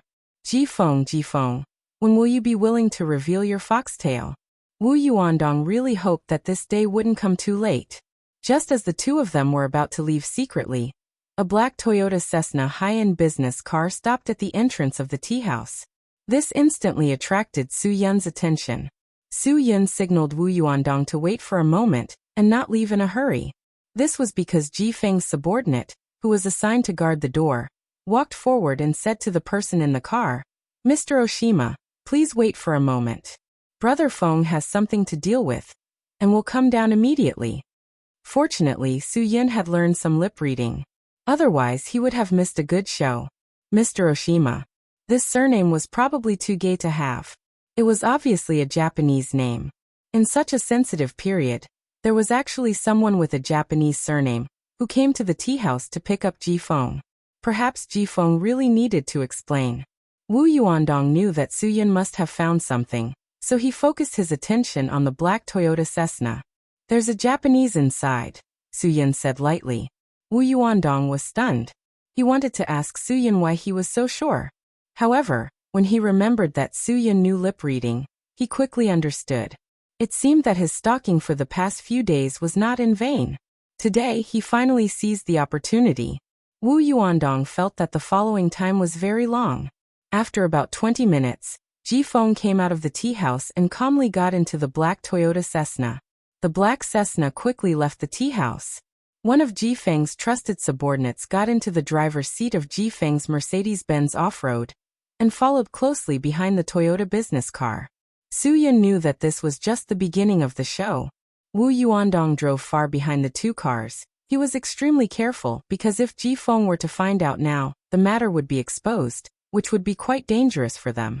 Before he had concrete evidence, before he gained the trust and help of Miss Ji, Wu Yuandong absolutely could not touch Ji Feng's sensitive spot. The car took more than a dozen turns on the city streets before arriving at the destination. It was a very famous Japanese restaurant in Taiwan. Putting aside the hatred for Japanese invasion in the past, Su Yun still recognized Japanese cuisine. Japanese cuisine should also be recognized by the world as a meticulous cuisine. The greatest mystery of Japanese cuisine was that it could build a bridge between ingredients and nature. With meticulous cooking, people who enjoyed delicious food would always be able to taste the most authentic natural delicacies in Japanese cuisine. Su Yun had a good impression of delicacies like the miso pan-fried salmon and cuttlefish with fresh shrimp. However, now was definitely not the time to eat.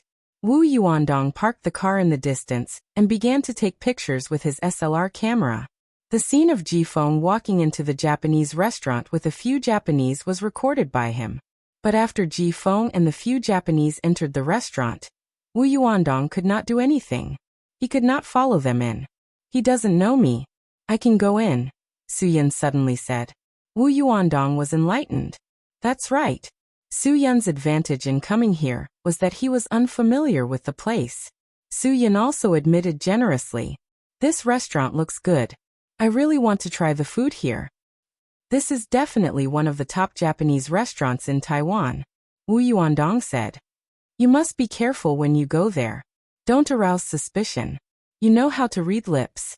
You can stay away from them. Su Yun shook his head. The further I stay away from them, the more they will suspect me. People always feel that those who are afraid of you will not dare to get close to you. Isn't that right? Su Yun did not care if Wu Yuandong could understand him. He strode towards the restaurant. At the door, two Japanese girls wearing kimonos said in fluent Japanese. Kongbangdu, good evening. Damn, Su Yun froze for a moment. Could it be that he looked so much like a Japanese? At this time he accidentally noticed a signboard at the door. There was a line of words written in Chinese. Today is our celebration. Only Japanese customers. Thank you for your patronage. F***CK. This is China's territory, and you're only receiving Japanese guests? I will make a signboard that says Japanese and dogs are not allowed to enter later. Okay. The two Japanese girls in kimonos smiled. After saying that, Su Yun walked into the Japanese restaurant with his head held high and his chest puffed out. Luckily, I can speak a few sentences in Japanese. Otherwise, I would have embarrassed myself. When Su Yun entered the restaurant, a waiter immediately came forward. What made Su Yun unable to believe was that this Japanese restaurant was too King authentic. Even the waiter was a Japanese. He asked him what he wanted to order in Japanese. Su Yun could only reply with his passable Japanese. He ordered salmon sashimi, Arctic scallop sashimi, caviar sushi, octopus sausage, fried tofu with mojito, white scallop boiled in wine and butter, king crab leg. In any case, he ordered whatever he wanted to eat. He did not care if it was cheap or expensive. Anyway, Su Yun did not plan to pay. It was a Japanese restaurant opened by a Japanese in Huaxia. He did not even treat a Huaxia employee. It did not help Huaxia relieve the employment pressure of today's society. So what if he ate a free meal? He was already being very polite by not smashing the restaurant. As expected, Su Yun didn't disappoint Wu Yuandong. He sat at the table next to Ji Feng and the Japanese man called Oshima. Ji Feng looked at Su Yun with some vigilance. Su Yun smiled in a friendly manner and said in a very friendly manner, Kong Bang Diao. Kong Bang Diao. Ji Feng thought that Su Yun was a Japanese, so he could only reply with a smile.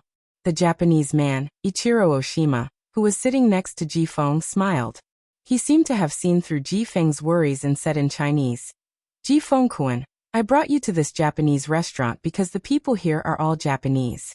Not many of them can understand Chinese. You can communicate with me without any worries. Ji Feng laughed dryly. Obviously, this was not enough to make him feel at ease. Japanese and Huaxia were both Asians. Other than height, it was difficult to tell them apart. However, This did not mean that all the Japanese were Japanese, nor did it mean that all the tall people were Huaxia.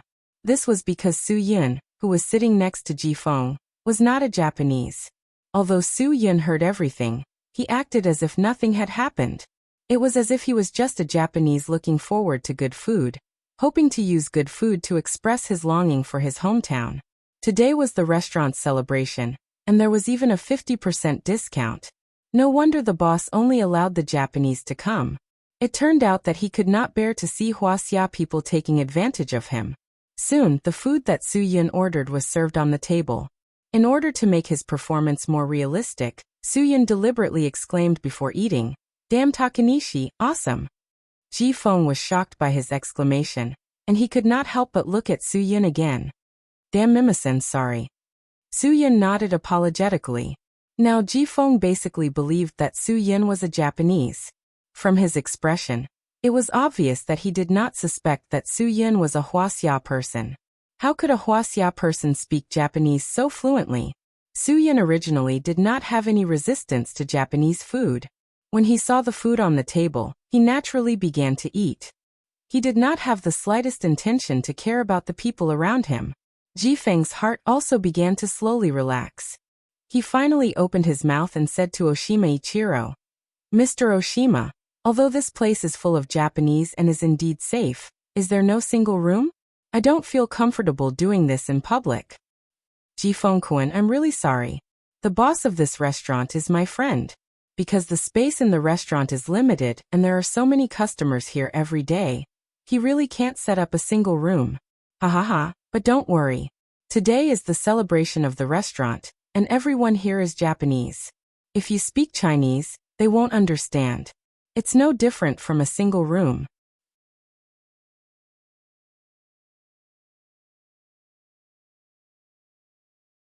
Chapter 670. Ichiro Oshima did not seem to care about the people around him. He asked calmly, "I know that Ji Feng-kun has always been a punctual person. Why did you ask me to wait at the entrance of the tea house today? Did something happen in the tea house that made Ji Feng-kun unhappy? If there's anything I can help with, please don't hesitate to tell me." Ji Feng shook his head. "There's no need to trouble yourself. Thank you for your concern, Mr. Oshima." There was indeed a small incident in the tea house. The leader of a small underworld gang actually came to negotiate with me and said a bunch of inexplicable things. He said that I had arranged people to try to kill his son this afternoon. Humph, what a joke. I hate dealing with people with mental problems the most, so I dealt with him. Ji Feng-kun, it's not a good thing to be addicted to killing, Ichiro Oshima said.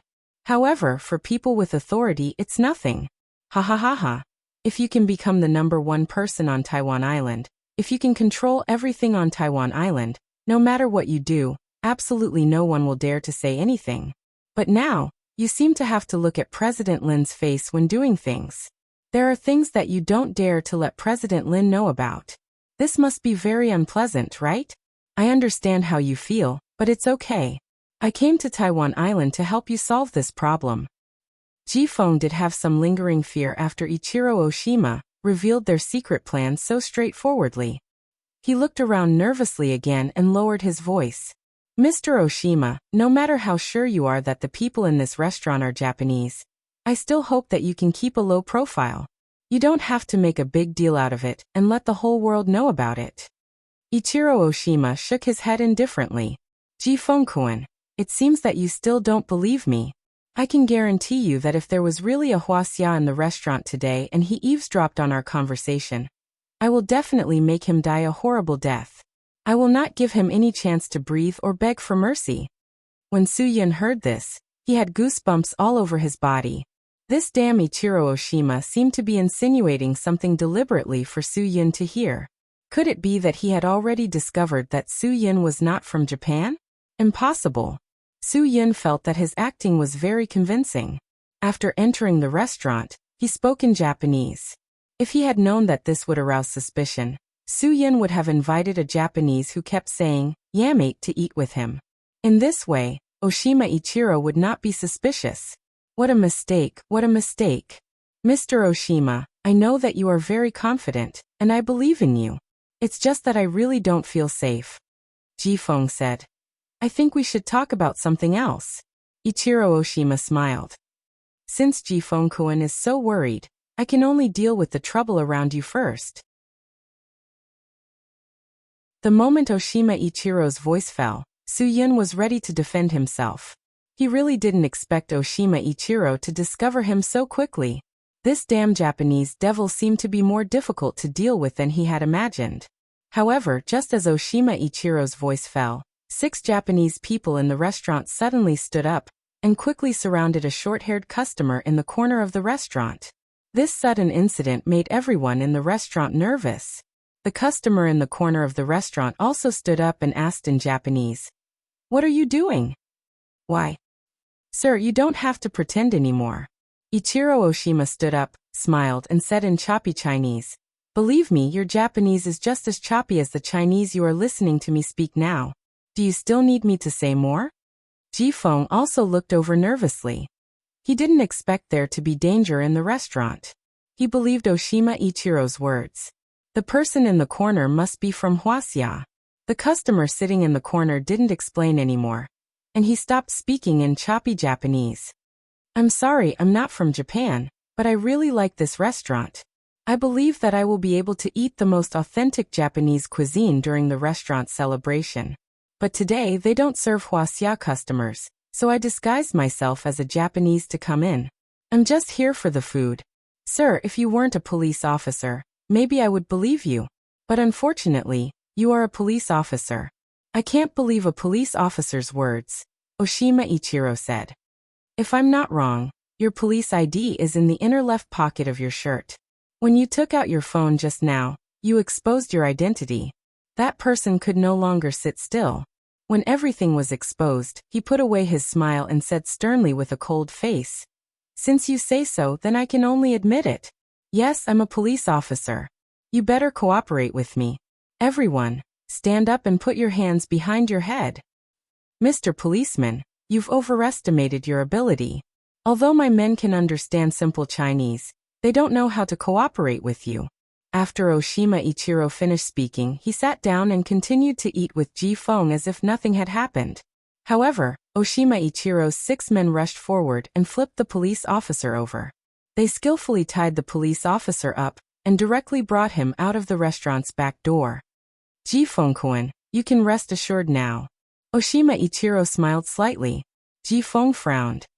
"Mr. Oshima, since you already knew that person was a police officer, why did you wait until now? Wouldn't it be very dangerous if I were to carelessly say something unfavorable to us?" Oshima Ichiro said casually. "Because I'm confident that everything in this restaurant is under my control.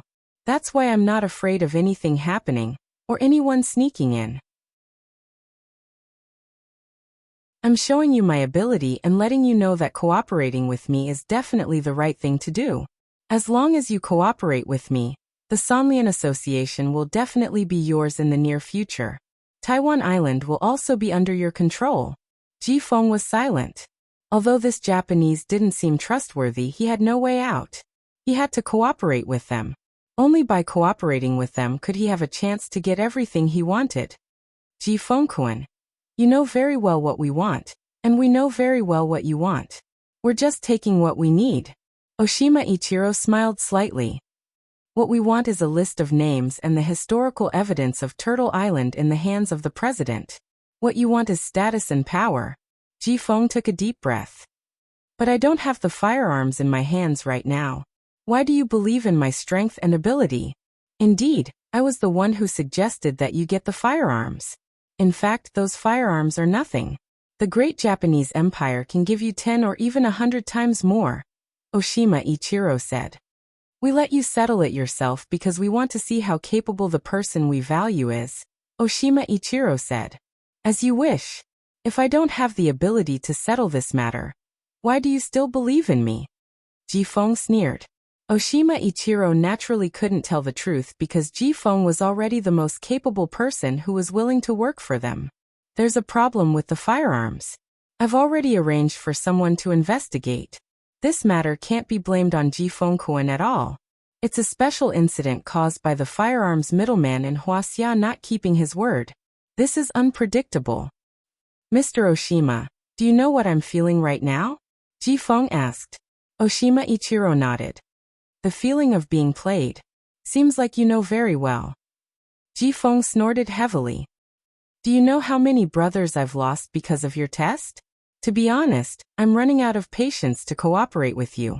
It's been more than 3 years, and you've been the one who's been arranging things for me. Have I gotten any benefits? I'm still just a hall master. Oshima Ichiro smiled apologetically. Ji Feng-kun, it's not that we don't want to help you, but we have our own difficulties. Firstly, President Lin's influence on Great Bend Island is deeply rooted. We can't do anything to him. Secondly, if you don't show some sincerity, will you still cooperate with us once we help you become the new president? Will you still be able to help us fight for Turtle Island? Maybe you'll be like President Lin and become the president of some protection fishing association and go against us. I don't have that much free time, Ji Feng said. Turtle Island has nothing to do with me. I want the Three Lotus Club. I want Great Bend Island. So, you have to help us, then we'll help you. Oshima Ichiro said. You help us get what we want, and we help you get what you want. This is a fair deal. It's very fair to all of us. Ji Feng was consumed by his ambition. He would not consider the interests of the country. His mind was filled with only his own interests. Everything was for his own interests. You want a list of all the leaders of the Protection Fishing Association? Ji Feng said calmly, the president does have this thing. I know that you want to assassinate all of them after getting it. But have you thought about it? There are so many people in China. Even if you assassinate this group of people, there will be more who will stand up, or even more who will stand up. In addition, the president also has historical evidence of Turtle Island. But do you think you can really erase history after destroying it? Mr. Oshima, you're thinking too simply. Oshima Ichiro wasn't angry at all. That's true, but what if we keep doing this? If someone stands up, we'll kill them. If someone shows evidence, we'll erase it. Sooner or later, things will turn out the way we think. Of course, history won't change overnight. We're ready for a long battle. Ji Feng now understood that Oshima Ichiro's goal was not so simple. If he became the president of the Three Lotus Society, he would become the #1 person in Taiwan Island. Then, Oshima Ichiro and his group of Japanese would be able to do what they wanted to do even more arrogantly. They could slowly erase history bit by bit, and kill everyone who tried to find the truth for history. This way, they would be able to get what they wanted. What a far-sighted plan. Ji Feng couldn't help but admire Oshima Ichiro. He was the most patient fox he had ever met. Su Yun, who was sitting at the side, kept eating. He vented all the anger in his heart on these delicacies. If he didn't do this, Su Yun was afraid that he wouldn't be able to control himself and choke this old Japanese bastard to death. But he knew that he couldn't do that. If he did, he would be alerting the enemy. And Oshima Ichiro wasn't necessarily the real leader of this plan.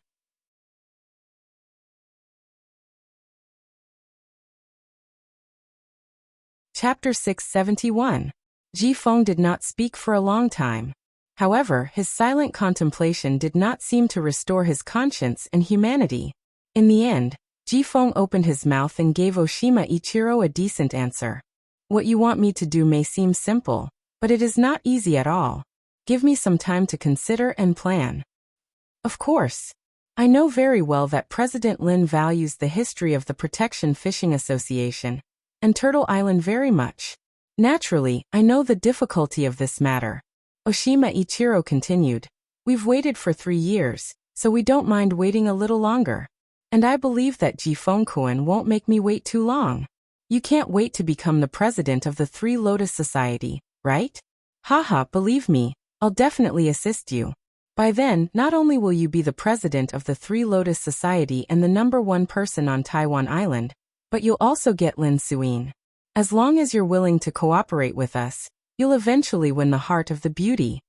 Ji Feng picked up the cup of sake and drank it in one gulp. Mr. Oshima, I hope you can remember the promise you made to me today. I've always done my best for you. You know this very well. If there's nothing else, I'll take my leave first. Ji Feng-kun, there are so many authentic Japanese delicacies. Are you in a hurry to leave? Oshima Ichiro asked. Jifeng shook his head. Thank you for your hospitality, Mr. Oshima, but I really have no interest in Japanese delicacies. Right now, I'm only interested in the things that Mr. Oshima wants. Goodbye. Oshima Ichiro picked up a piece of salmon sashimi as he watched Jifeng turn to leave. He smiled and whispered to himself. I'm afraid your interest is in the power you want. You don't even know how to enjoy such wonderful food. An ordinary person will always be an ordinary person. You have no taste at all. After Ichiro Oshima finished speaking, he suddenly turned around and looked at Su-yun. Su-yun raised his head and looked at Oshima Ichiro. He smiled and said in Japanese, If you can't finish it, you can invite me to join you. I really miss the taste of my hometown. Yes, this is the taste of home. Oshima Ichiro smiled and said, Usually when Huaxia people eat, our chefs in the Japanese Empire don't use the freshest ingredients because they can't tell. Most of them come to eat Japanese food to improve their taste, but they don't know that they are just a bunch of fools. Ha ha ha. Stupid your sister. Su-yun cursed in his heart with a smile on his face. Ichiro Oshima did not know how to read minds. Instead, he invited him warmly. Sir, you and I are fated to meet today. We share the same passion for Japanese cuisine. Why don't we be friends and enjoy the delicious food together? I am Ichiro Oshima. I am Katataka. Su-yun casually made up a name. So powerful?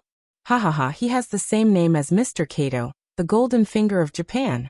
I'm really lucky. Oshima Ichiro said in surprise. Outside the Japanese restaurant, Wu Yuandong was patiently waiting for Su-yun. However, Su-yun did not come out.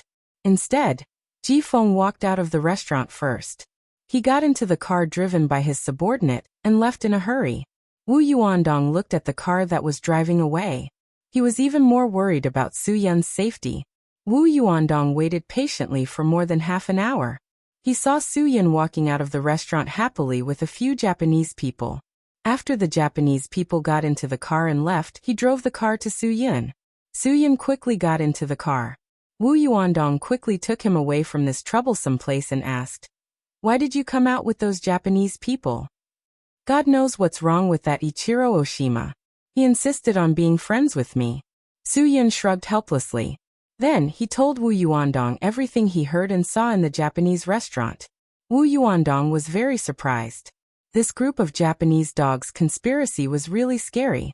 If Jifeng really became their puppet, wouldn't that mean that the president and all the patriotic people who were too gay would be in danger? No matter what, Jifeng was a core member of the Three Lotus Society. He knew too much. Looks like we don't have much time.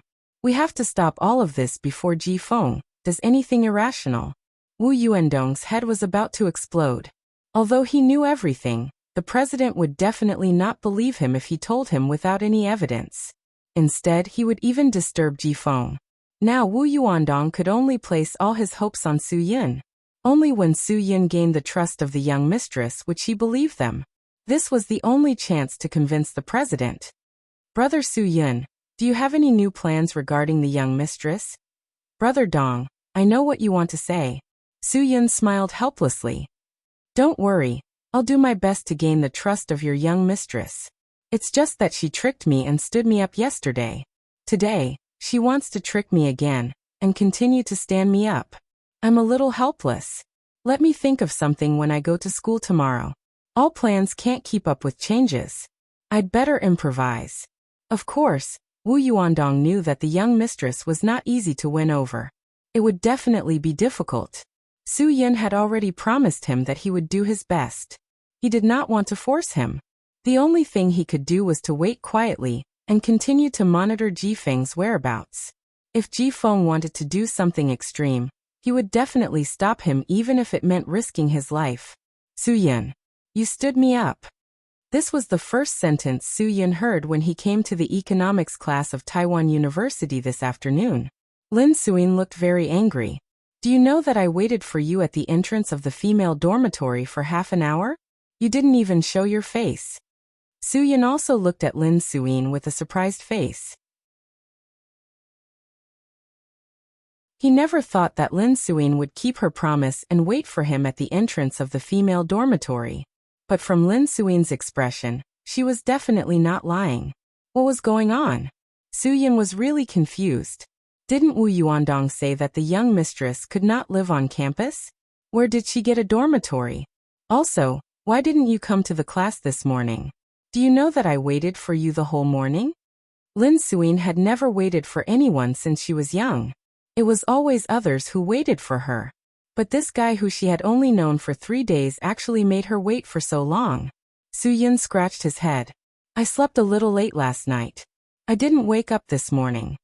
Anyway, Suyin got the timetable and knew that he would see Lin Suyin in the afternoon. So he did not rush to school after waking up late. What's wrong? Did you have too much fun at the nightclub last night? Did you hook up with a lot of girls? Lin Suyin sneered. If that's the case, you might as well never come to school. Anyway, you are not a proper student. What is your purpose of coming to school? If I say that my purpose is to get close to you, would you believe me? Suyin asked. If you said this yesterday, I would definitely believe you. Of course, I would believe you. Lin Suyin said, but I don't believe you today. Because if your purpose is to get close to me, you wouldn't have stood me up. Suyin was really wronged. I swear that I did not mean to stand you up.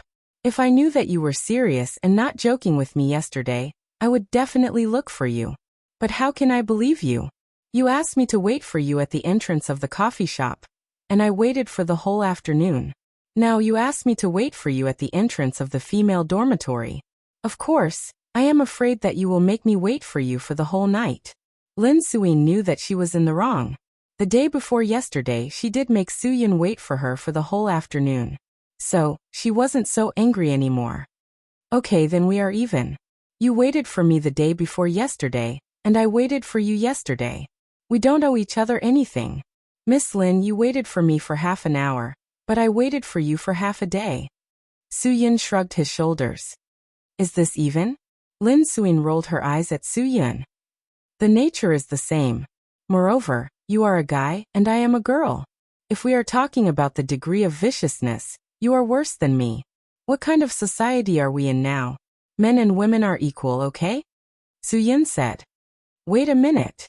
Lin Suyin suddenly thought of something and stared at Suyin. What did you call me just now? Miss Lin.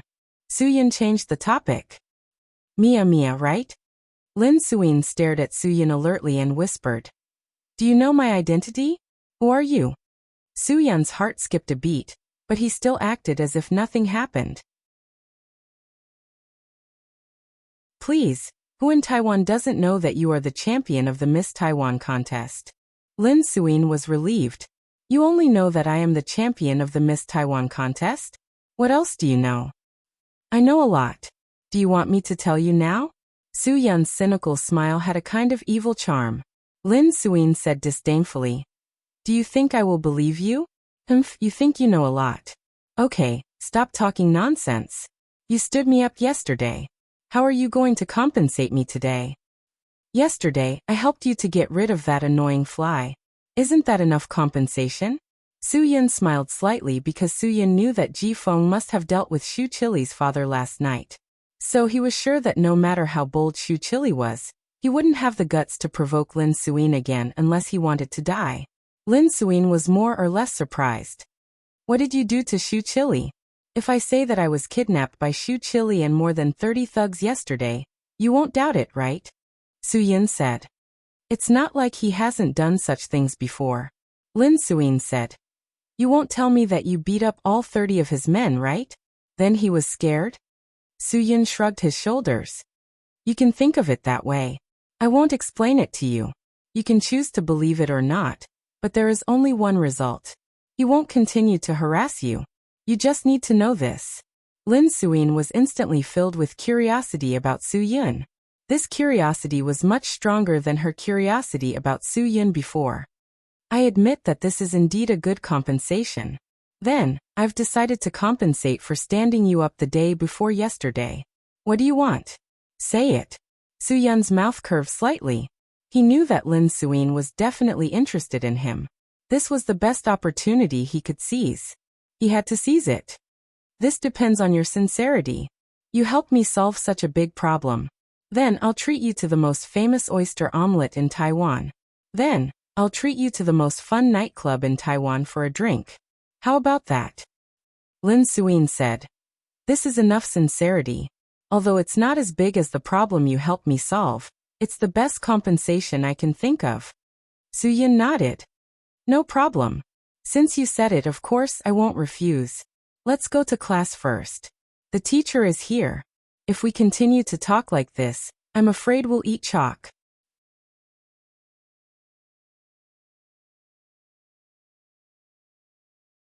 Chapter 672. After school in the afternoon, Suyin chose to believe Lin Suyin and waited for her in front of the school's office building. This time, Lin Suyin did not stand Suyin up. Half an hour later, Lin Suyin appeared in front of Suyin in a Volkswagen Beetle that did not match her status at all. The car was very new and was obviously a custom-made model. Although the shape was similar to a normal Beetle, the various configurations were obviously much better. Moreover, there was an exclusive Mia logo on the door, and the interior was definitely luxurious. If this car was driven by an ordinary girl, it would be eye-catching enough. However, if it was driven by the daughter of the Three Lotus Society's president, it would be too low-key. Even if Lin Suyin drove a Bentley sports car, Suyin would not be surprised at all. However, she was actually driving such an ordinary car. Suyin really couldn't figure it out and couldn't figure it out. The car is very cool. After Suyin got in the car, he smiled. Of course, he would not say that this car did not match her status. That would expose everything that he knew about her. Thank you. My dad gave it to me for my birthday. Lin Suyin smiled. Today is my birthday, but my dad has something important to discuss and can't accompany me. Then your dad must be very rich to give you such a beautiful car. Suyin smiled slightly. Lin Suyin smiled even more happily. What if I told you that he gave me a Bentley sports car last year, but I didn't drive it because I thought it was too high profile. Therefore, he gave me a Beetle this year to satisfy my needs more by being low-key. Would you believe me? Suyin shrugged his shoulders. Of course I would believe you. This Beetle is obviously custom-made. The price is probably more than double the price of the ordinary models on the market. You know quite a lot about cars. Lin Suyin saw that Suyin was an expert, so she did not continue the topic. Don't tell me you think that my compensation to you is just treating you to oyster omelette, pan-fried buns, and then to a nightclub for drinks. What else? Suyin asked curiously.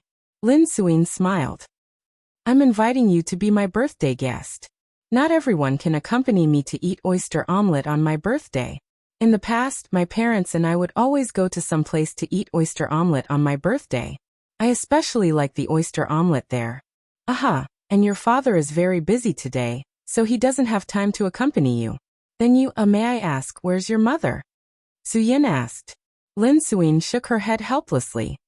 Ever since my father became obsessed with a particularly meaningful thing, he often had to do things with those like-minded people, and then neglected to take care of his family.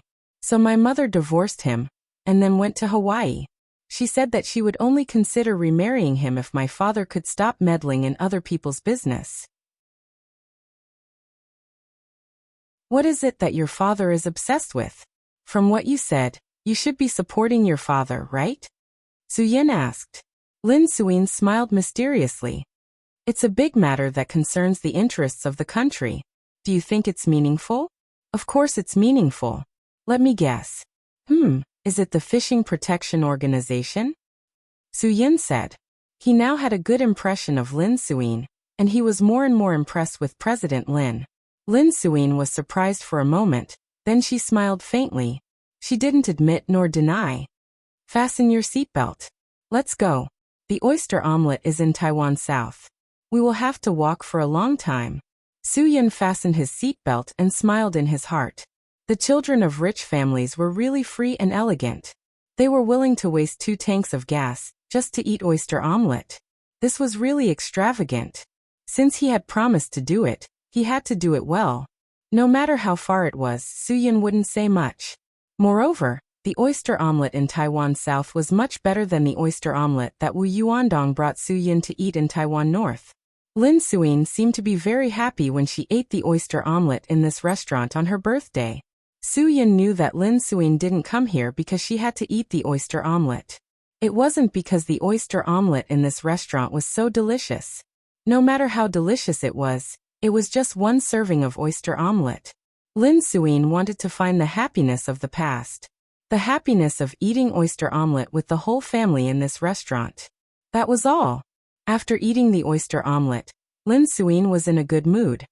Let's drink until we're drunk tonight, okay? As long as you can drink, I'm happy to accompany you, Su Yin said.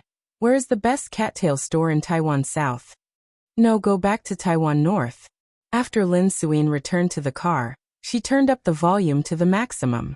This girl who looked absolutely elegant on the surface revealed a crazy and wild side. Su Yin felt very lucky because he dared to say that Lin Suyin's wild side would never be shown in front of anyone. Lin Suyin could show this side of her in front of Su Yin, which showed her trust in Su Yin. Although Su Yin was just a stranger that she had known for 3 days and they didn't know much about each other, Lin Suyin's sixth sense told her that Su Yin was a good person. On the first day they met, Su Yin taught Xu Qili a lesson without fear of power. Lin Suyin had a very good first impression of Su Yin. Although she did deliberately play with Su Yin on the date in the coffee shop, it was also a sign that she wanted to know and understand Su Yin. If a girl wasn't interested in you, she would never be bored enough to play with you. If a girl had the time and the mood to play with you, don't be angry. Maybe she was interested in you and wanted to attract more attention from you, so she did something boring. So don't lose patience and friendliness with a girl because she did something to you that made you crazy. Su Yin could definitely tell everyone with the identity of an experienced person that maybe this was the time for the girl to open her heart to you. CZ, Taiwan's largest and most luxurious nightclub. This should also be the biggest nightclub Su Yin had ever seen. The violent music inside seemed to vent the inner fanaticism of all the young people here. Maybe a lot of things brought too much pressure to the young people, so they urgently needed such a place to vent their pressure. This was the reason why nightclubs were so popular in any city and any place. Of course, in the eyes of most people, nightclubs weren't a place where good boys and girls should go. It was indeed a paradise for bad boys. Many people with ulterior motives would come to nightclubs with the mentality of hunting for beauties. In the eyes of these people, girls who came to nightclubs were the best targets because they came out to have fun. The strong rhythm of the music and the unpredictable lighting made the young people on the dance floor twist their bodies to their heart's content. Although Lin Suyin wanted to prove that it wasn't her first time in such a place, Su Yin could still see from some of her subtle expressions that she was definitely not a girl who liked to hang out in nightclubs. She didn't have the naturalness of those crazy girls. Her unfamiliarity with such an environment couldn't be concealed. After dancing and drinking, because the music was too loud and the environment was too chaotic, Su Yin tentatively asked loudly, "Mia, it's late. Should we go? If you go home too late, your father will be worried. He doesn't have time to care about me now." Lin Suyin also replied loudly, "And I don't plan to go home today. Just send me back to the dormitory. If you have something to do, you can go first. I won't hold you up." Su Yin helplessly shrugged his shoulders. "Then I'll accompany you." As the night got darker, the atmosphere in the club became more and more lively. As more and more alcohol was drunk, Lin Suyin became more and more relaxed. She went from being cautious at the beginning to being completely relaxed now. Su Yin saw it all. Any normal person would want to celebrate their birthday with their family.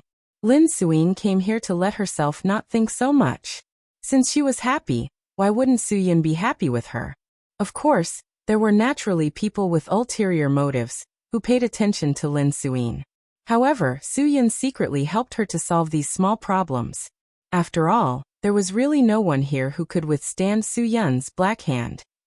Su Yin wouldn't allow anyone to disturb Lin Suyin's current mood. The two of them played in the club until 1 o'clock in the morning. Lin Suyin was finally tired. The alcohol also numbed her brain, and she began to be in a trance.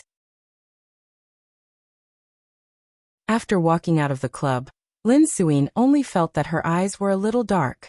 The fatigue and sleepiness made it difficult for her to support her body. She used the last of her strength to say to Su Yin, Send me back to the dormitory, 3rd floor, room 3030. You really have a dormitory? Su-Yun said helplessly. If you go back at this time, aren't you afraid that your roommate will mind? I think I'd better send you home. Lin Suin shook her head hard. I have a single dormitory. I don't have a roommate. I don't want to go home. If I go home, my father will definitely see that I drank. Hee, I want to go back to the dormitory. Moreover, don't you want to write a book about the days of spending the night in the female dormitory? This is an opportunity to provide you with material and experience. You drank too much. Su-Yun shook his head helplessly. Lin Suin really drank too much. Su-Yun drove all the way back to the university with Lin Suin. He was a little helpless. Let alone the dormitory, they couldn't even enter the university gate. Which university would allow students who drank too much to enter and leave at 1 o'clock in the morning?